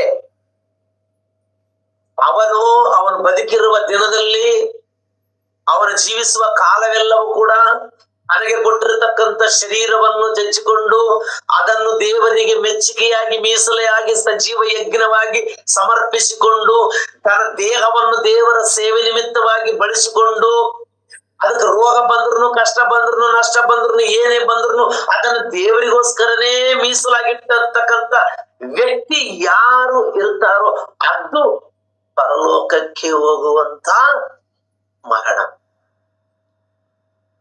ಅದು ಜೀವನ. ಆ ಜೀವನ ಬೇಕು ನಿನಗೆ, ಆ ಜೀವನ ಬೇಕಾಗಿದೆ. ನಾಮಕಾರ್ಥ ಕ್ರೈಸ್ತನಾಗಿ ಬದುಕಬೇಡವೋ ಸಹೋದರ ಸಹೋದರಿ. ದೇವರಿಗೋಸ್ಕರ ಬದುಕು, ದೇವರಿಗೋಸ್ಕರ ಸಾಯಿ. ನಾನು ಕೇವಲವಾಗಿ ಡಾಂಬಿಕವಾಗಿ ಒಬ್ಬ ಕ್ರೈಸ್ತನಾಗಿ ಮಾತ್ರ ನಾನು ಬದುಕುತ್ತೀನಿ ಅನ್ಕೊಂಡ್ರೆ ಹೆಸರಿಗೆ ಕ್ರೈಸ್ತನಾಗಿ ಅಪ್ರಯೋಜಕನು ನೀನು. ಪ್ರಯೋಜನ ಅಂತಕ್ಕಂಥದ್ದು ಇಲ್ಲ ಪ್ರಿಯರೇ. ಪ್ರಯೋಜನ ಆಗ್ಬೇಕಾಗಿದೆ ನಮ್ಗೆ. ನಾವು ಬದುಕಿದ್ದೀವಿ ಅಂದ್ರೆ, ಅದು ದೇವರು ನಮ್ಮಿದ್ದೀವಿ ಅಂದ್ರೆ, ಆ ಕ್ರಿಸ್ತನಲ್ಲಿ ಇದ್ದೀವಿ ಅಂದ್ರೆ, ನಾವು ಸಜೀವವುಳ್ಳವರಾಗಿ ಇರುವ ತನಕ, ಅಂದ್ರೆ ಭೂಮಿಯಲ್ಲಿ ಇರುವ ತನಕ ಸಜೀವ ಯಜ್ಞವಾಗಿ ನಿನ್ನ ಶರೀರವನ್ನು ದೇವರಿಗೆ ಸಮರ್ಪಿಸಿಕೊಳ್ಳಬೇಕು. ಅದು ನಿಜವಾದಂತ ಜೀವನ. ಅವಾಗ ಬರ್ತದೆ ನೋಡು ಮರಣ. ಆ ಮರಣ ನಿನ್ನನ್ನು ಪರಲೋಕಕ್ಕೆ ಒಯ್ಯುವಂತದ್ದಾಗಿದೆ. ಅದು ಶ್ರೇಷ್ಠವಾದಂತ ಮರಣ. ನಿನ್ನ ಹೋರಾಟ ಕೊನೆ ತನಕ ಹೋರಾಟ ಮಾಡುವಂತ ಅವಕಾಶ ಮಾಡಿಕೊಟ್ಟಿದ್ದಾನೆ ನಿನಗೆ. ಒಂದಿನ ಫೇಲ್ ಆದ್ಮೇಲೆ ಇಡೀ ಜೀವನ ಫೇಲ್ ಆಯ್ತು ಅಂತ ಹೇಳಿ ದೇವ್ರು ಹೇಳಿಲ್ಲ. ಇವತ್ತು ನಾನು ಹೋರಾಟ ಮಾಡಿದೆ ಬ್ರದರ್, ಮುಂಜಾನೆಯಿಂದ ರಾತ್ರಿ ಮಲಗೋ ತನಕ ಹೋರಾಟ ಮಾಡಿದೆ, ಆದ್ರೆ ನನ್ನ ಕೈಲಿ ಆಗ್ಲಿಲ್ಲ ಈ ಶರೀರ ನಾನು ಒಳಪಡಿಸಿಕೊಳ್ಳುವುದಕ್ಕೆ ಅಂತೇಳಿ ಇವತ್ತು ನಿನ್ನ ಬದುಕಿನಲ್ಲಿ ನೀನು ಹೋರಾಟ ಮಾಡಿ ಸಾಧಿಸಕ್ಕಾಗ್ಲಿಲ್ಲ ಅಂದ್ರೆ ಇವತ್ತು ಮುಗಿತು, ಆಯ್ತು ನೀನು ಫೇಲ್ ಆಯ್ತು, ನಾನು ಬದುಕಿದ್ದೀನಲ್ಲ ವೇಸ್ಟ್ ನಿಂದ ಅಂತ ದೇವ್ರು ಹೇಳಿಲ್ಲ. ದೇವ್ರು ಮತ್ತೊಂದಿನ ಚಾನ್ಸ್ ಕೊಟ್ಟಿದ್ದಾನೆ ನಿನಗೆ.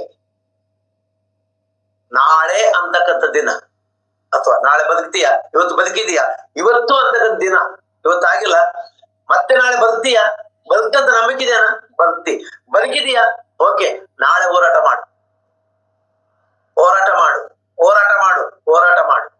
ಟೋಟಲ್ ಆಗಿ ನೀನು ಸಾಯೋದ್ರೊಳಗಾಗಿ ಹೆಂಗ್ ಮಾಡಿರ್ಬೇಕಂದ್ರೆ ಇದನ್ನ ಲಗಮ ಹಾಕಿದ ಕುದುರೆ ತರ ಸಾಧನೆ ಮಾಡಿಕೊಳ್ಳಬೇಕಾಗಿದೆ.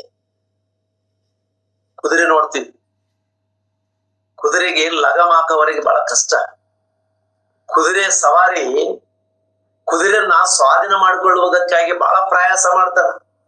ಅದನ್ನ ಏರ್ತಾನ, ಅದ್ ಎಗಿರಾಡ್ತದ, ಬೀಳ್ತಾನ, ಪೆಟ್ಟು ಬೀಳ್ತಾವ, ಗಾಯ ಆಗ್ತಾವ, ಮತ್ತೆ ಏರ್ತಾನ. ಅದನ್ನ ಪಟ್ನಲ್ಲಿ ಅದನ್ನ ತಾನು ಎಕ್ಕಡೆ ತಿರುಗಿದ್ರೆ ಆ ಕಡೆ ತಿರುಗ ಹಾಗೆ ಮಾಡಿಕೊಳ್ಳುವ ತನಕ ಅವನು ಏನ್ ಮಾಡ್ತಾನ, ಅದನ್ನ ಸಾಹಸದಿಂದ ಹೋರಾಟ ಮಾಡ್ತಾನ, ಅದನ್ನ ಸ್ವಾಧೀನ ಪಡಿಸ್ಕೊಳ್ತಾನ ಕುದುರೆಯನ್ನ. ಅದ್ ಕೇಳ್ತದ ವಾಕ್ಯ ಪ್ರಿಯರೇ. ಯಾಕೋಬನ ಬರೆದ ಪತ್ರಿಕೆಯಲ್ಲಿ 3ನೇ ಅಧ್ಯಾಯ, ಎಲ್ಲಾರು ತೆಗಿರಿ, 3ನೇ ಅಧ್ಯಾಯ,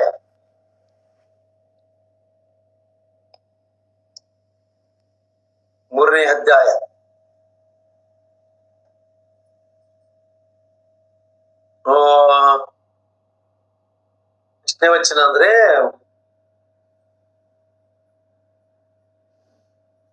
3ನೇ ವಚನದಿಂದ ಹೋದ್ರಿ. ನಾವು ಕುದುರೆಗಳನ್ನು ಸ್ವಾಧೀನ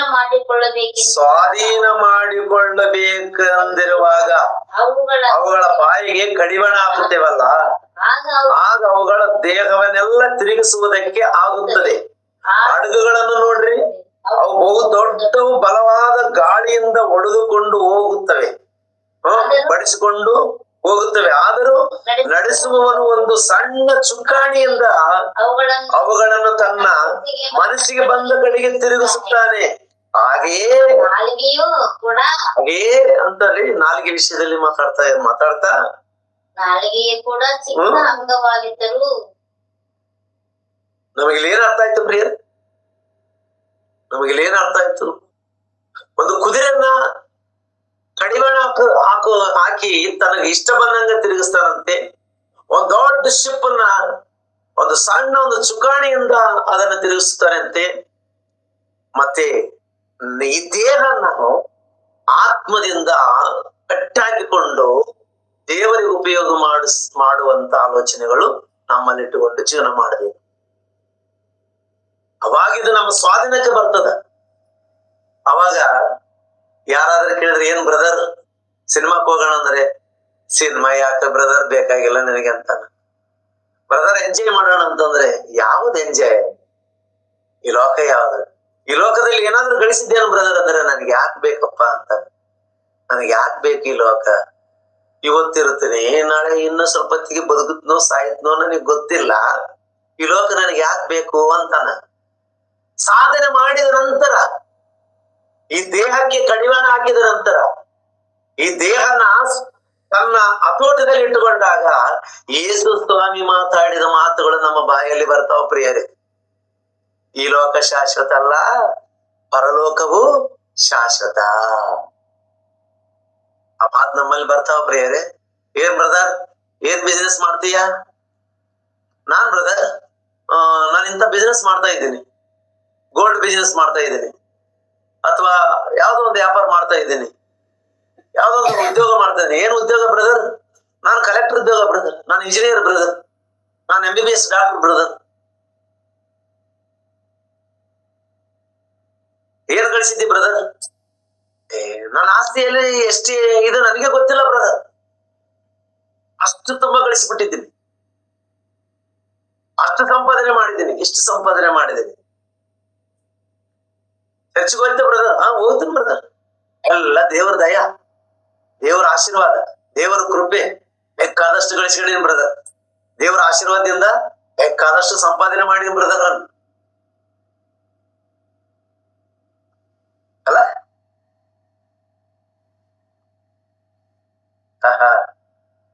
ದೇವರ ಆಶೀರ್ವಾದ, ಸಂಪಾದನೆ ದೇವರ ಆಶೀರ್ವಾದ. ಬಿಲ್ಡಿಂಗ್ ಮೇಲೆ ಬಿಲ್ಡಿಂಗ್, ಬಿಲ್ಡಿಂಗ್ ಮೇಲೆ ಬಿಲ್ಡಿಂಗ್, ದೇವರ ಆಶೀರ್ವಾದ. ಕಾರ್ ಪಕ್ಕದಲ್ಲಿ ಕಾರು, ಫ್ಲಾಟ್ ಪಕ್ಕದಲ್ಲಿ ಫ್ಲಾಟ್, ದೇವರ ಆಶೀರ್ವಾದ. ಮೈ ತುಂಬಾ ಒಡವೆಗಳು, ದೇವರ ಆಶೀರ್ವಾದ.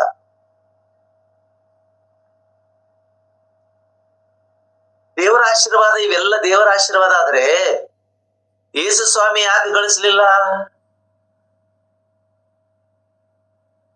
ಅಪೋಸ್ತಲರು ಯಾಕೆ ಗಳಿಸ್ಲಿಲ್ಲ? ಪ್ರಾರಂಭ ಶತಮಾನದ ಕ್ರೈಸ್ತರು ಯಾಕೆ ಗಳಿಸಲಿಲ್ಲ? ಚರ ಸ್ಥಿರ ಆಸ್ತಿಗಳನ್ನು ಮಾರಿಕೊಂಡು ಅವರವರಿಗೆ ಹಂಚಿಕೊಟ್ಟು ಯಾಕೆ ಸತ್ತೋದ್ರು? ಈ ಲೋಕ ನಮ್ಮದಲ್ಲ, ಪರಲೋಕ ನಿತ್ಯ ಜೀವ ಅಂತೇಳಿ ತಿಳಿದುಕೊಂಡು ತಮ್ಮ ಪ್ರಾಣಗಳನ್ನೇ ತ್ಯಾಗ ಮಾಡಿದರು. ಅವ್ರಿಗೆ ಆಶೀರ್ವಾದ ಇಲ್ವಾ? ನಿನಗೊಂದೇ ಆಶೀರ್ವಾದ ಇದೆನಾ? ನಿನಗೇನು ಆಶೀರ್ವಾದ ಇರೋದು? ಪಾಪ ಅವರು ಭಕ್ತರು ಅಲ್ಲೇನು? ಪ್ರಾರಂಭ ಶತಮಾನದ ಕ್ರೈಸ್ತರು ಭಕ್ತರು ಅಲ್ಲೇನು? ಅಪೋಸ್ತಲರು ಭಕ್ತರು ಅಲ್ಲೇನು? ಪ್ರವಾದಿಗಳು ಭಕ್ತರು ಅಲ್ಲೇನು? ಯೇಸು ಸ್ವಾಮಿ ಭಕ್ತನ ಅಲ್ಲೇನು?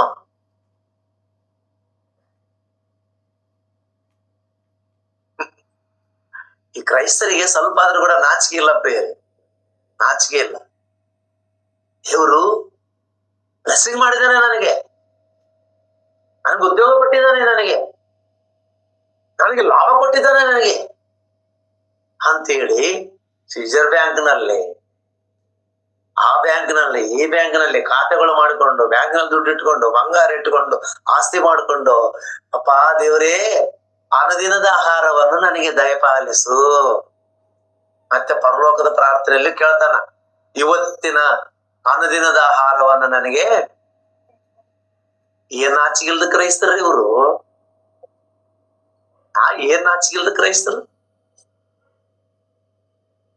ಮತ್ತೆ ಅವರು ಏನಿಲ್ಲದೆ ಸತ್ತೋದ್ರು. ನಾವು ಎಲ್ಲಾ ಸಂಪಾದನೆ ಮಾಡಿಕೊಂಡು ಇಲ್ಲದನ್ನು ಮಾಡಿಕೊಂಡು ಕೂಡಿಟ್ಟುಕೊಂಡು ಸತ್ತೋಗ್ತಾ ಇದೀವಿ. ಈ ಸಾವು ರೈಟಾ? ಈ ಸಾವು ರೈಟಾ? ಈ ಮರಣ ರೈಟ ನಿಂದು? ಇಲ್ಲದನ್ನು ಜಮಾ ಮಾಡಿಟ್ಟುಕೊಂಡು ಸತ್ತೋಗೋದು ರೈಟಾ? ಇದ್ದದ್ದನ್ನು ಖರ್ಚು ಮಾಡಿ, ಇದ್ದದ್ದನ್ನು ಬಡವರಿಗೆ ಹಂಚಿ, ಇದ್ದದ್ದನ್ನು ಇಲ್ಲದವರಿಗೆ ದಾನ ಮಾಡಿ ಸಾಯುವುದು ಕರೆಕ್ಟ್ ಆದ ಮರಣನ? ಆಲೋಚನೆ ಮಾಡ್ಕೊಳ್ಬೇಕಾಗಿದೆ ಪ್ರಿಯ, ಆಲೋಚನೆ ಮಾಡ್ಕೊಳ್ಬೇಕಾಗಿದೆ. ಅದಕ್ಕೆ ನಿನ್ನ ಮರಣ ವೀರ ಮರಣನ, ಹತಸಾಕ್ಷಿಯ. ಹತಸಾಕ್ಷಿ ಅಂದ್ರೆ ಅರ್ಥಾಗಿನೇ ಆಗಿಲ್ಲ ಇನ್ನ ಕ್ರೈಸ್ತರಿಗೆ. ಆ ಸಾವು ಹೆಂಗ ಬರ್ತದೆ, ಹೆಂಗ ಬರಬೇಕು, ಯಾವ ರೀತಿ ನೀನು ಮರಣ ಅನುಭವಿಸ್ಬೇಕಂತಕ್ಕಂಥದ್ದನ್ನ ಇದುವರೆಗೂ ಕ್ರೈಸ್ತರಿಗೆ ಗೊತ್ತಿಲ್ಲ ಪ್ರಿಯ, ಗೊತ್ತಿಲ್ಲ. ಬದುಕ್ತಾ ಇದ್ದಾರೆ ಅಷ್ಟೇ, ಬದುಕ್ತಾ ಇದ್ದಾರೆ. ಒಂದಿನ ಸಾವು ಬರ್ತದ, ಸತ್ತು ಹೋಗ್ತಾ ಇದ್ದಾರೆ, ಸತ್ತೋಗಿದ್ದಾರೆ, ಅನೇಕ ಸತ್ತೋಗಿದ್ದಾರೆ. ದೊಡ್ಡ ದೊಡ್ಡ ಮನೆ ಹತ್ರ ಸಮಾಧಿಗಳನ್ನು ಮಾಡ್ಕೊಂಡು ಇಟ್ಕೊಂಡಿದ್ದಾರೆ. ಅಬ್ಬಾಬ ನಾಳೆ ಯೇಸು ಸ್ವಾಮಿ ಬಂದಾಗ ಮತ್ತೆ ಎದ್ದು ಬಂದ್ಬಿಡ್ತೀನಿ, ಕೂಡಿಟ್ಟೆಲ್ಲ ಆಸ್ತಿ ಜಮಾ ಮಾಡ್ಕೊಂತೀನಿ ಅಂತ ಅನ್ಕೊಂಡಿದಾರೇನೋ ಪಾಪ ಕ್ರೈಸ್ತರು. ಕ್ರೈಸ್ತರೇ, ಎಚ್ಚರಿಕೆ. ನಿನ್ನ ಶರೀರ ನಿನ್ನನ್ನು ಮೋಸ ಮಾಡ್ತಾ ಇದೆ, ಎಚ್ಚರಿಕೆ. ನಿನ್ನ ಶರೀರ ನಿನ್ನನ್ನು ನಾಶನಕ್ಕೆ ಕೊಂಡೊಯ್ತಾ ಇದೆ, ಎಚ್ಚರಿಕೆ. ನಿನ್ನ ಶರೀರ ನಂಬಿ ಬದುಕ್ತಾ ಇದೀಯ ನೀನು, ನಿನ್ನ ಆತ್ಮನನ್ನು ಸಾಯಿಸ್ಕೊಳ್ತಾ ಇದೀಯ ನೀನು.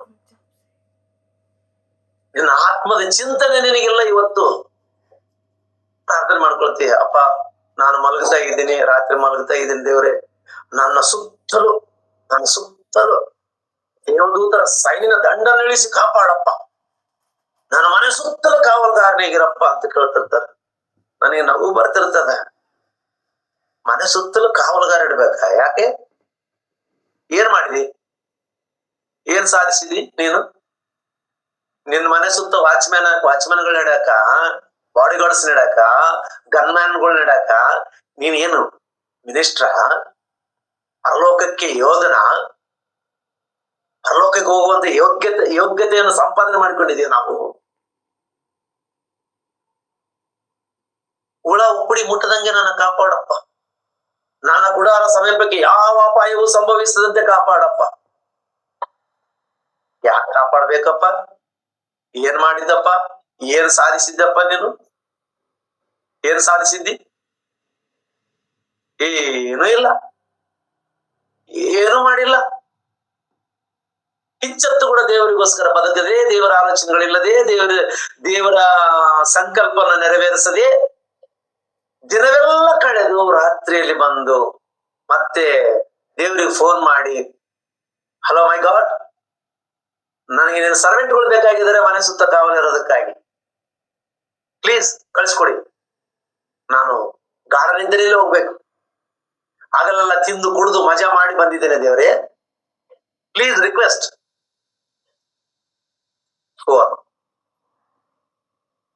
ನಾಚಿಗಿಲ್ಲದ ಕ್ರೈಸ್ತವ ಸಮಾಜ.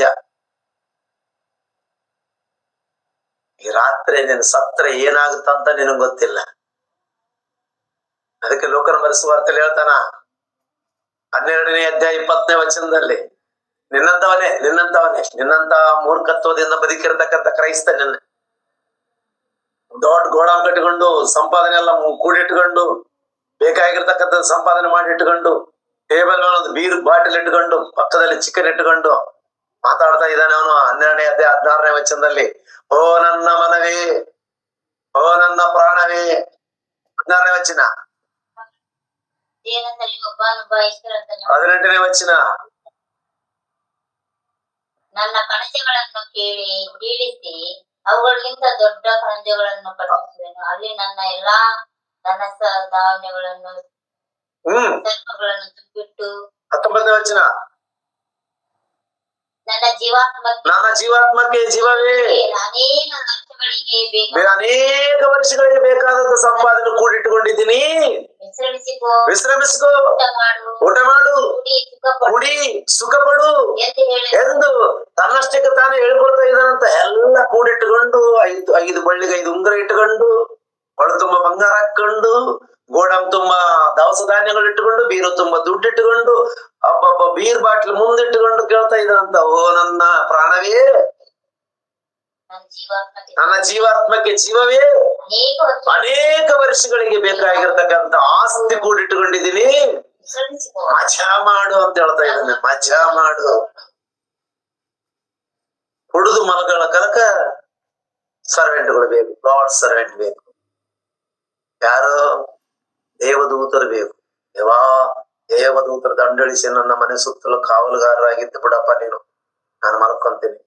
ಮತ್ತೇನೋ ಪಾಪ, ಇಸ್ರಾಯೇಲರನ್ನು ಕಾಪಾಡುವ ದೇವರು ತೂಕಾಡಿಸುವುದಿಲ್ಲ, ನಿದ್ರಿಸುವುದಿಲ್ಲ ಅಂತ ಹೇಳ ಕಣ ತಿರ್ಕೊಂಡು ನಮ್ಮನ್ನು ಕಾಪಾಡ್ತಾ ಇದ್ದಾನೆ. ಆಜ್ಞೆ ಹಾಕಿದ್ದಲ್ಲ, ಇನ್ನು ಕಾಪಾಡ್ತಾ ಇದ್ದಾನೆ. ತೂಕಾಡಿಸುವುದಿಲ್ಲ, ನಿದ್ರಿಸುವುದಿಲ್ಲ. ಯಾಕೆ? ಇವತ್ತು ಮಗ ಏನು ಮಾಡಿಲ್ಲ, ಶರೀರನ ಜಯಿಸೋದಕ್ಕಾಗಿಲ್ಲ, ನಾಳೆ ಆದ್ರೆ ಯಾವ್ದಾರು ಮಾಡ್ತಾನೆ ಅನ್ನೋಂತ ಒಂದು ನಿರೀಕ್ಷಣೆ ದೇವರಿಗೆ. ನಿರೀಕ್ಷಣೆ. ನಾಳೆ ಬರ್ತಾನ, ನಾಳೆ ಹೇಳ್ತೀನಿ ಮಗನಿಗೆ ಸುವಾರ್ತೆ ಹೇಳ್ತೇನೆ, ನಾಳೆ ಸುವಾರ್ತೆ ಹೇಳ್ತೇನೆ ನನ್ನ ಮಗನಿಗೆ. ಯಾರ ಮುಖಾಂತರ ಆದ್ರೂ ವಾಕ್ಯ ಹೇಳಿಸ್ತೀನಿ ನಾನು. ಬೆಳಗ್ಗೆ ಮುಂಜಾನೆ ಪಾಸ್ಟ್ ಬರ್ತಾರೆ ಮನೆಗೆ. ದೇವ್ರು ನಿಮ್ಮನ್ನು ಆಶೀರ್ವದಿಸಲಿ, God bless you your family ಅಂತ ಮನೆಯನ್ನು ಆಶೀರ್ವಾದ ಮಾಡ್ಲತ್ರು. ಅಯ್ಯರೋರು ಬಂದ್ರು, ಬೆಳಗ್ಗೆ ಬಂದ ಅಯ್ಯ ಬೆಳಗ್ಗೆ ಬಂದ. ಅಯ್ಯ ಏನ್ ಮಾಡ್ತಾನ? ದೇವ್ರ ವಾಕ್ಯ ಹೇಳ್ತಾನ? ಇಲ್ಲ. ಎಲ್ಲಿಗೆ ಹೋಗ್ಬೇಕು ಇವತ್ತು? ಏನ್ ಮಾಡ್ಬೇಕು ಇವತ್ತು? ಏನು ಹೋಗಿಲ್ಲ, ಡ್ಯೂಟಿಗೆ ಹೋಗಿಲ್ಲ ಇವತ್ತು, ವ್ಯಾಪಾರ ಎಲ್ಲಿವರೆಗೂ ಬಂತು ನಿಮ್ದು? ಎಲ್ಲ ಮಾತಾಡ್ತಾನ. ಟಿಫಿನ್ ತಿಂತಾನ, ಟೀ ಕುಡಿತಾನ, ಆಯ್ತು ಪ್ರಾರ್ಥನೆ ಮಾಡ್ತಾನಂತಾನ.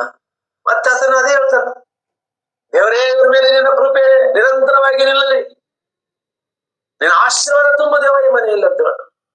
ಆಶೀರ್ವದಿಸು, 1ಕ್ಕೆ 30ರಷ್ಟು 60ರಷ್ಟು 100ರಷ್ಟು ಆಶೀರ್ವಾದ ದೇವ ಇವರಿಗೆ ಅಂತ ಆಶೀರ್ವಾದ ಮಾಡಿ ಈತನ ಪ್ರಯಾಣ ಮಾಡ್ತಾನ.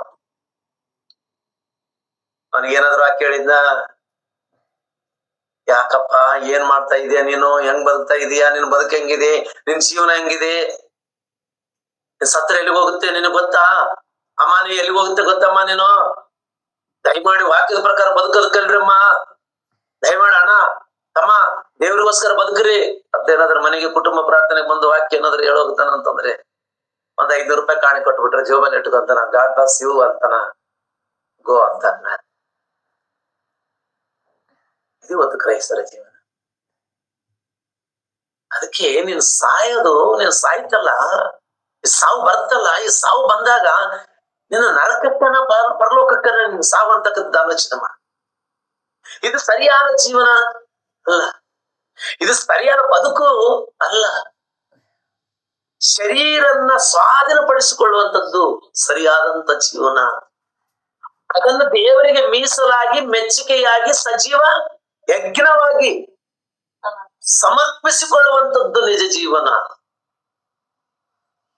ಅದು ಮಾಡ್ಬೇಕು. ಕ್ರೈಸ್ತರೆಲ್ಲರೂ ಕೂಡ ತನ್ನ ತನು ಧನು ಮನು ಪ್ರಾಣಾತ್ಮ ಶರೀರಗಳನ್ನು, ಆಸ್ತಿ ಅಂತಸ್ತುಗಳನ್ನು ದೇವರಿಗೆ ಮೀಸಲಾಗಿ ಮೆಚ್ಚುಗೆಯಾಗಿ ಸಮರ್ಪಿಸಿಕೊಳ್ಳುವಂತ ಕ್ರೈಸ್ತನ ಬೇಕಾಗಿದ್ದಾನೆ ದೇವರು.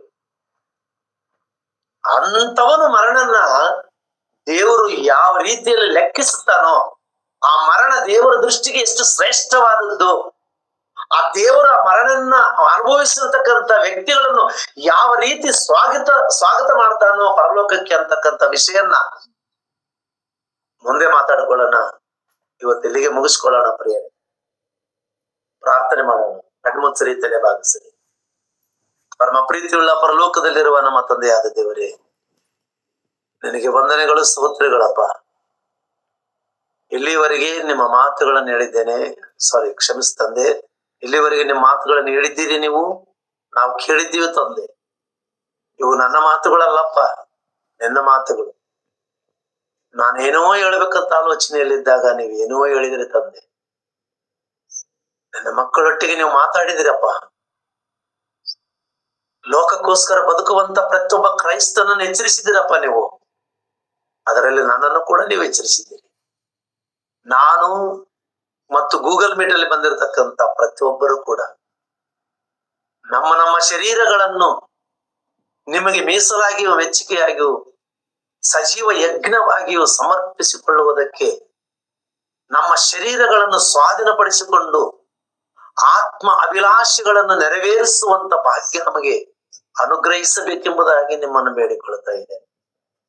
ವಾಕ್ಯಗಳನ್ನು ಕೇಳಿರ್ತಕ್ಕಂತಹ ಪ್ರತಿಯೊಬ್ಬರನ್ನು ಕೂಡ ಆಶೀರ್ವದಿಸಿರಿ, ಪ್ರತಿಯೊಬ್ಬರನ್ನು ಬಲಪಡಿಸಿರಿ, ಪ್ರತಿಯೊಬ್ಬರನ್ನು ನಿನ್ನ ವಾಕ್ಯದಲ್ಲಿ ಸ್ಥಿರಪಡಿಸಿರಿ ದೇವ. ಈ ಲೋಕನೇ ಶಾಶ್ವತ ಅಂತ ಅನ್ಕೊಂಡು ಬದುಕುವಂತ ಕ್ರೈಸ್ತರ ಮನೋನೇತ್ರಗಳನ್ನು ತೆಗಿಬೇಕೆಂಬುದಾಗಿ ನಿಮ್ಮನ್ನು ಬೇಡಿಕೊಳ್ತಾ ಇದ್ದೇನೆ ದೇವ. ಹೌದು ದೇವ, ಅವ್ರ ಕಣ್ಣು ತೆರೀರಿ ದೇವ, ಅವ್ರ ಕಣ್ಣು ತೆರೀರಿ.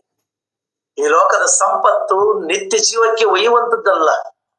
ಒಂದು ವೇಳೆ ಈ ಲೋಕದ ಸಂಪತ್ತು ನಿತ್ಯ ಜೀವಕ್ಕೆ ಒಯ್ಯುವುದಾದರೆ ಅಪೋಸ್ತಲರ ಕಾಲದಲ್ಲಿ ಪ್ರಾರಂಭ ಶತಮಾನದ ಕ್ರೈಸ್ತರು ತಮ್ಮ ಆಸ್ತಿಗಳನ್ನೇ ಮಾರಿಕೊಂಡು ಅನೇಕರಿಗೆ ದಾನ ಧರ್ಮಗಳನ್ನು ಮಾಡ್ತಿದ್ದಿಲ್ಲಪ್ಪ. ಅದು ನಮ್ಮನ್ನು ನರಕಕ್ಕೆ ಒಯ್ತದಂತ ಗೊತ್ತಿದ್ದು ಕೂಡ ಇವತ್ತು ಕ್ರೈಸ್ತರು ಅದನ್ನೇ ಸಂಪಾದನೆ ಮಾಡ್ತಾ ಇದ್ದಾರೆ. ಅದು ನರಕಕ್ಕೆ ಒಯ್ತದ ಗೊತ್ತಾಗಿ ಅದೆಲ್ಲವನ್ನು ಮಾರಿ ದಾನ ಧರ್ಮ ಮಾಡಿರ್ತಕ್ಕಂಥ ಕ್ರೈಸ್ತರು ನಿತ್ಯ ಜೀವಕ್ಕೆ ಹಕ್ಕುದಾರರಾಗಿರುವುದನ್ನು ನಾವು ನೋಡ್ತಾ ಇದ್ದೀವಿ. ನಾವು ಆ ರೀತಿಯಾಗಿ ಬದುಕುವಂತ ಭಾಗ್ಯ ನಮಗೆ ಅನುಗ್ರಹಿಸಲಿ. ಕೂಡಿ ಬಂದಂತ ಎಲ್ಲರನ್ನು ಆಶೀರ್ವದಿಸ್ರಿ, ಎಲ್ಲರನ್ನು ಬಲಪಡಿಸ್ರಿ. ಯೌವನಸ್ಥರಿದ್ದಾರೆ, ವೃದ್ಧಾಪದಲ್ಲಿದ್ದಾರೆ, ಅವರೆಲ್ಲರನ್ನೂ ಆಶೀರ್ವದಿಸರಿ. ಯೌವನಿಚ್ಛೆಗಳಿಗೆ ಬಾನಿಸರಾಗದಂತೆ, ಯೌವನಿಚ್ಛೆಗಳಿಗೆ ದಾಸರಾಗದಂತೆ ನಿನ್ನ ಸಂಕಲ್ಪವನ್ನು ನೆರವೇರಿಸುವಂತ ಭಾಗ್ಯ ನಿನ್ನ ಮಕ್ಕಳಿಗೆ ಅನುಗ್ರಹಿಸರಿ.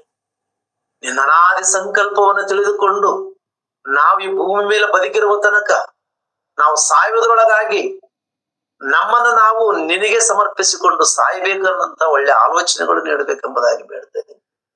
ನಾಳೆ ದಿನದಲ್ಲಿ ಏನು ಮಾತಾಡ್ಬೇಕು ಅದು ನೀವೇ ಮಾತಾಡ್ರಿ ದೇವ. ನಾನು ಆಲೋಚನೆ ಮಾಡೋದು ಒಳ್ಳೇದಲ್ಲ ತಂದೆ, ನೀವು ಆಲೋಚನೆ ಮಾಡೋದೇ ಒಳ್ಳೇದು ತಂದೆ. ಯಾಕಂದ್ರೆ ನಮ್ಮೆಲ್ಲರ ಮನಸ್ಸುಗಳು ಅರಿತಿರ್ತಕ್ಕಂಥ ದೇವರು ನೀವು ಆಗಿದ್ದೀರಿ ತಂದೆ. ನಾನು ನಿಮ್ಮನ್ನು ನಿಮಗೆ ಸಮರ್ಪಿಸಿಕೊಳ್ತಾ ಇದ್ದೀನಿ. ನಮ್ಮನ್ನು ಆಶೀರ್ವದಿಸರಿ, ಪ್ರತಿಯೊಬ್ಬರನ್ನು ಆಶೀರ್ವದಿಸರಿ, ಅವರವರ ಕುಟುಂಬಗಳನ್ನು ಆಶೀರ್ವದಿಸರಿ, ಆತ್ಮೀಯ ಜ್ಞಾನವನ್ನು ಕೊಡ್ರಿ, ಭೂಪರ ಸಂಬಂಧವಾದ ಆಲೋಚನೆಗಳನ್ನು ನೀಡ್ರಿ. ನೀನು ಪರಲೋಕಕ್ಕೆ ಎಲ್ಲರನ್ನೂ ನಡೆಸಬೇಕೆಂಬುದಾಗಿ ಬೇಡ್ತಾ ಇದ್ದೀನಿ. ಮತ್ತು ವಿಶೇಷವಾಗಿ ಗೂಗಲ್ ಮೀಟ್ ನಡೆಸತಕ್ಕಂಥವರನ್ನು, ಮಹಾಲಕ್ಷ್ಮಿ ಮತ್ತು ದಾವಿದವರನ್ನು, ಎರಡು ಕುಟುಂಬಗಳನ್ನು ಜ್ಞಾಪಕ ಮಾಡಿಕೊಂಡು ಆಶೀರ್ವದಿಸಿ ಬಲಪಡಿಸ್ತಾರೆ. ಇನ್ನು ಹೆಚ್ಚಾಗಿ ಈ ಗೂಗಲ್ ಮೀಟಿನ ಮುಖಾಂತರ ಅನೇಕ ಆತ್ಮಗಳಿಗೆ ಈ ಲಿಂಕ್ ಗಳನ್ನು ಕಳಿಸಿ ಅನೇಕರನ್ನು ಈ ಗೂಗಲ್ ಮೀಟ್ ಅಲ್ಲಿ ಜಾಯಿನ್ ಮಾಡುವಂತೆ ಸಹಾಯ ಮಾಡಿ ಒಳ್ಳೆ ಜ್ಞಾನ, ಒಳ್ಳೆ ತಿಳುವಳಿಕೆಯನ್ನು ಕೊಟ್ಟು ಮಕ್ಕಳನ್ನು ಬಲಪಡಿಸಬೇಕೆಂಬುದಾಗಿ ಬೇಡ್ತಾ ಇದ್ದೀನಿ. ಸಮಸ್ತವನ್ನ ಕೈಗೊಪ್ಪಿಸಿ ಕೊಡುತ್ತಾ ಈ ಚಿಕ್ಕ ಪ್ರಾರ್ಥನೆ ಯೇಸು ನಾಮದಲ್ಲಿ ಬೇಡ್ತಾ ಇದ್ದೀನಪ್ಪ ತಂದೆ. ದೇವರ ಪ್ರೀತಿಯು, ಕರ್ತನಾದ ಯೇಸು ಕ್ರಿಸ್ತನ ಕೃಪೆಯು, ಪರಿಶುದ್ಧಾತ್ಮ ಆನಂದಿತ ಸಹವಾಸ ಈಗಲೂ ಯಾವಾಗಲೂ ಸದಾ ಕಾಲವು ನಮ್ಮೊಂದಿಗೆ ನೆಲೆಯಾಗಿರಲಿ. ಆಮೆನ್. ವಂದನೆಗಳು.